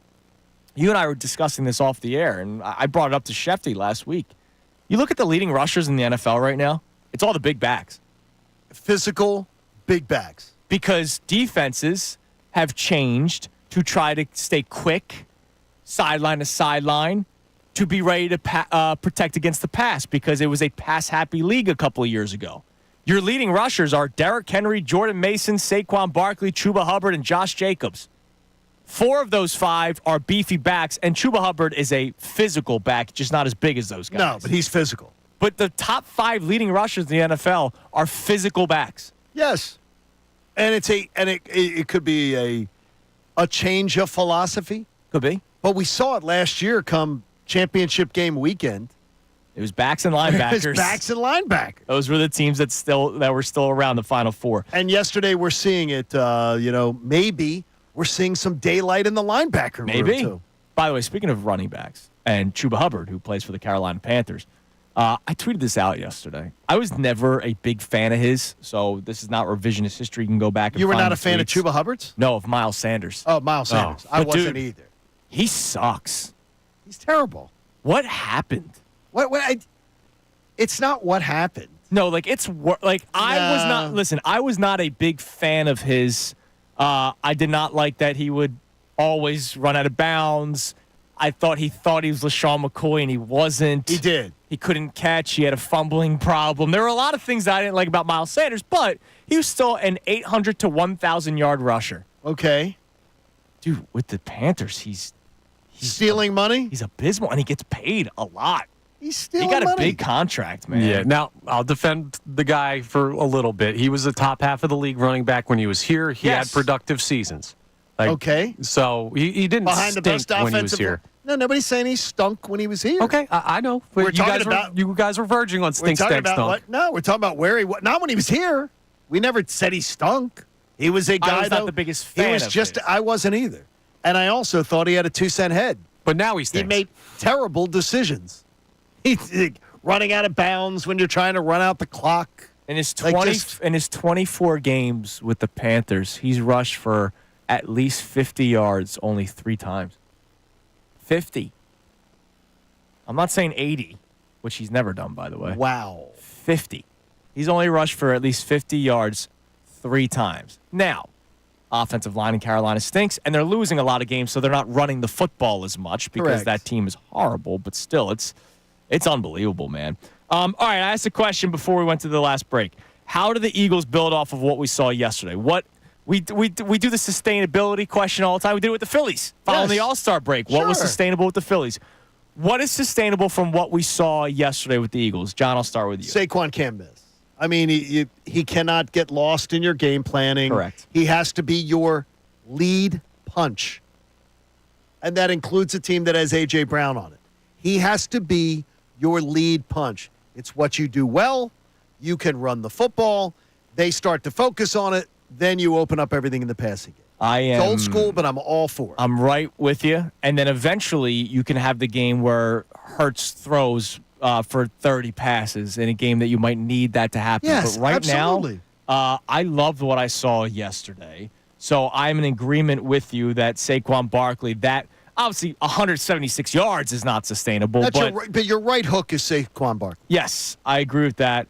And look, I'll go defensively. Do I think they're going to have 8 sacks a week? No, I don't. But being able to unleash Nakobe Dean like we've now seen the last 2 weeks, and yesterday especially his best game of his career in the NFL, letting him just kind of pin his ears back and go, I think can be sustainable. You have to have leads, obviously. Correct. Play from the lead, which you hadn't been doing. Correct. But I told you earlier, speaking to a guy who broadcast, who was around him a lot in college, he said flat out, they're finally understanding what Nakobe Dean is and what he always was, and putting him in the best. Your job is to draft somebody and understand who they are and put them in the best position to succeed.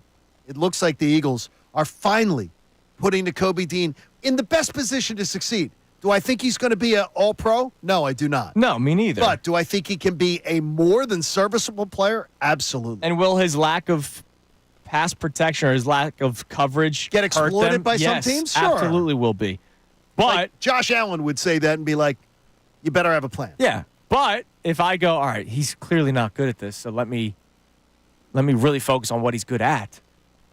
Maybe that's a good plan of attack. And maybe a veteran defense coordinator, Vic Fangio, realizes that, and you didn't get that last year with Sean Desai.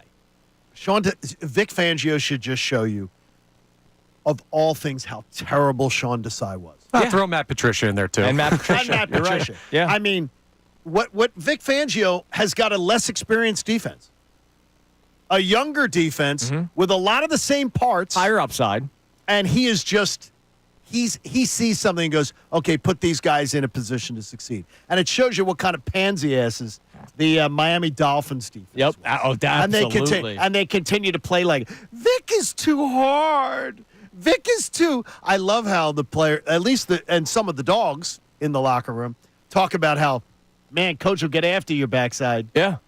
But they're used to it. From playing in They're used to Georgia, playing for a tough I'm going to go out on a limb here, and you guys tell me if this is too far. I think that protecting the football is becoming more sustainable by the week. I'm having a lot more faith in that. Now, it's not that Jalen Hurts is never going to turn the ball over again. He is.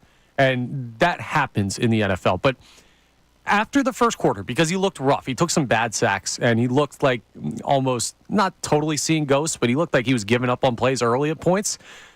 He looks like he's getting more comfortable in the offense to the point where he's going to miss guys, and that's something that needs to be cleaned up.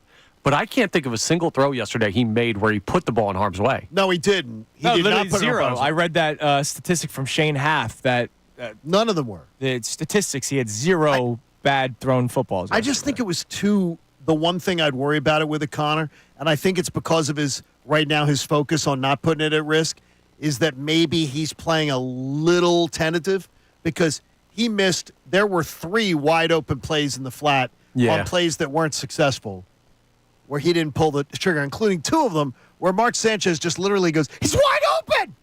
Oh my gosh, he's wide open. Like that's stuff that'll hopefully correct itself. Yeah, but for now we'll take tentative. No question. If you can win with that type of game. No question. And then that's when you get more into your bag. No question. All right, absolutely. All right, coming up next, we have the Kincade and Salciunas Key 3, the 3 best minutes from today's show. And we'll get you closer to the Mike Missanelli Show, which comes your way at 10 o'clock right here on 97.5 The Fanatic. ESPN's Adam Schefter. Let's go with it.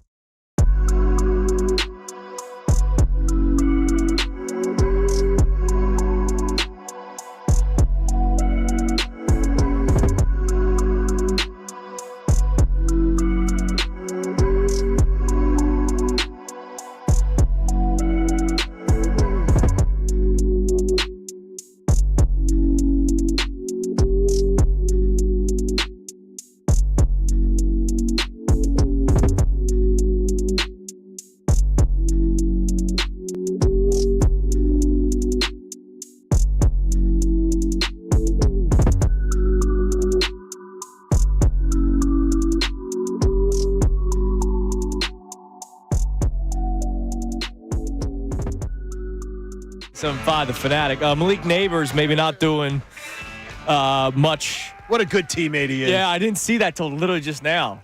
He's such a good teammate. Connor, did you see the quote from Malik Neighbors after the game? I did not. I went after Mraz on this morning.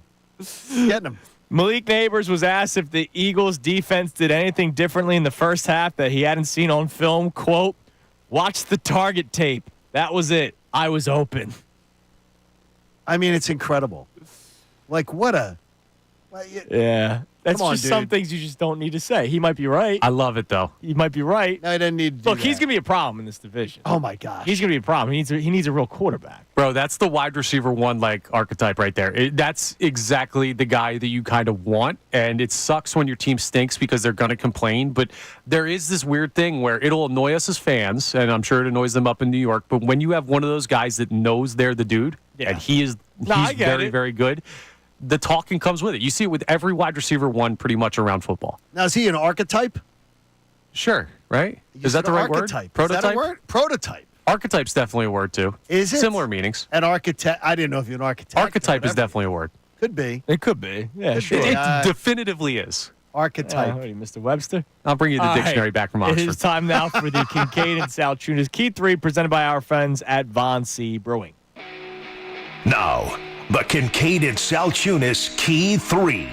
Today's best. Johnny, good, happy Victory Monday. Isn't it nice? Oh, Isn't thank it God. nice? Everything was better yesterday. Relaxed after a big win. It's a wonderful drive to work this morning. Absolutely. It's Especially- awesome. Do you believe the Eagles turned a corner, right? Where we finally started to see things click, where everybody seems to be on the same page and everybody seems to be acting professionally. Again, last week they won and Jalen Hurts had a good game against the Cleveland Browns and the defense had a good game against the Cleveland Browns, but the talking point for 2.5 days was about the head coach. So did everything turn the corner? Or are you going to be one of those fans that says it was just the Giants? I need to see them do it against this team. I need to see them do it against that team. Feel free. You can. We know you're out there because trust us, our timelines were filled with people like that. So do you believe the Eagles turned the corner or do you believe it was just the Giants?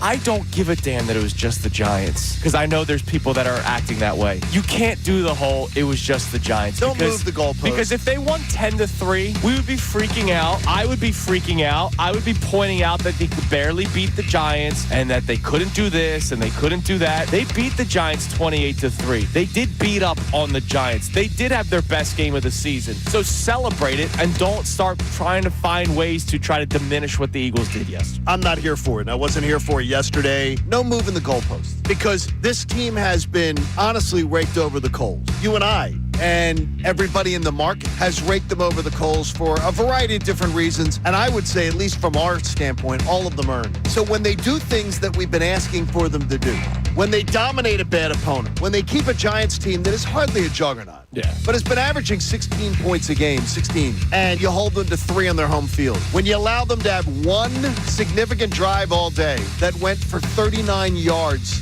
and 10 plays and accumulated 3 points. At this point, I'm not here for any of the, well, it's just the Giants. Show me when they play a really good team. It's the same people that annoy you with the Sixers. Yep. But the Eagles don't deserve the same moving of the goalpost. I can understand it with Sixer fans more. The Eagles, I was impressed yesterday. Saquon Barkley, amazing. 17 carries, 176 yards and a touchdown against his old squad, Johnny. It was the Saquon show yesterday. It was amazing to watch. It was so much fun, and more importantly, you bring up Saquon Barkley right off the bat, and it's just him and the entire team. That was a focused football team after the bumps in the road at the beginning of the game, and they just dominated an opponent. And that's what everyone is asked to see. It was a timeline cleanse for my brain. Oh, yeah. It was so nice to see that the Eagles gave us so much positive yesterday. So many things, because I thought the first quarter was just atrocious. But again, I'm going to petition the NFL. Can we just start in the second quarter? Yeah. Because because from then on, it was a thing of beauty. It's coming off of a week where there was nonsense that we had to talk about. We had to talk about the nonsense of the head coach. We had to talk about his antics on the sideline, his antics in the press conference with the kids at the podium. And notice they won yesterday and the kids weren't there. Maybe it was because it was on the road. I'm not 100% sure. But I don't think you're going to see it. I'm telling you, I don't think you're going to see it again. I know you've been saying that. Yeah, I don't think that's going to be happening. But all the nonsense just kind of got washed away. You said it perfectly. It was a timeline cleanser. I'm proud of the way they adjusted yesterday. Yes. And more importantly, there are so many positive storylines to talk about on that team. I do feel like they've turned a corner. Okay. Like, now, turned a corner to a Super Bowl? No, I'm not saying that. Yeah, right. They might have another corner to that. But turned a corner to respectability and back to the level of play that we think they can play, absolutely. The storyline was Saquon's return in New York. So instead of overthinking it, they pounded him the football. The basics worked yesterday. Stick to it sometimes. It was so much fun to watch Saquon Barkley dominate that team. And he handled everything about the whole event with such class. And his performance is second to none. This team is really, really good. This team is really, really good. And when they show you how good they can be, just embrace it. All right, that is the Kincade Salciunas Key 3 presented by Von C. Brewing Company in Norristown. You could try their Key 3, the Stony Creek East Coast IPA, which is an American IPA with citrusy hop notes and a smooth, dry finish. I need to try that one. The Uncle Jerry's Wit, which is a Belgian-style wheat beer. And, of course, Johnny. Don't forget to wander into Munich. Because you're right in Norristown, but you'll feel like you're in Munich with the Helles Golden Lager, which I'd like to try also. Yes, they that all sounds good. Delicious. You can check them out, VonCBrewing.com. Find out where you can pick up their Key 3 from Von C today. So, the Eagles won. Yeah, they did. And it was a great it's just so refreshing to be able to talk about the team winning. Like, I'm not tired right now. No, I feel good. I'm starving, though. I'm starving, too. It's a Victory Monday, so I'll probably splurge a little bit. But I just remember, like, last week. Is that part of the rule? Sure. For you skinny people? When the Eagles won last week and we had to talk about Sirianni, like, I remember leaving here Monday after the show, and I was like, man, that was a lot. You know what's funny is I'm more likely to eat after the loss than the win. I'm a celebratory eating guy. Like, I mean, we're heading out to the trails this afternoon, going to hike the nature trails and everything like that. I'm more likely to eat, though, when they lose. I guess it's that stress eating or depression eating. Yeah, You're like, that sucks. You know, I'm a little bit of both. Might be why I had a rough childhood. Screw your metabolism. Hey, remember, support life-saving cancer research. Join us and our generous partner, H&H Heating and Air Conditioning. They were just out the other day maintaining the system. Make a donation to the American Association for Cancer Research. You can do it at 975thefanatic.com/AACR because cancer research saves lives. Yeah, I'm a fan of those H&H people, too. They're great people. They help me out when the Hoax are great people. I had some issues going on at the house. They really are, and they're charitable, too, even better. Oh, I love that. All right, the Mike Missanelli Show is coming your way next with Billy Sirianni, Colarulo, and Ray Dunn. So make sure you listen to that one. Ray's going to get him on one side of the fence this week. He's taking his victory lap today. Not Bill. able to straddle.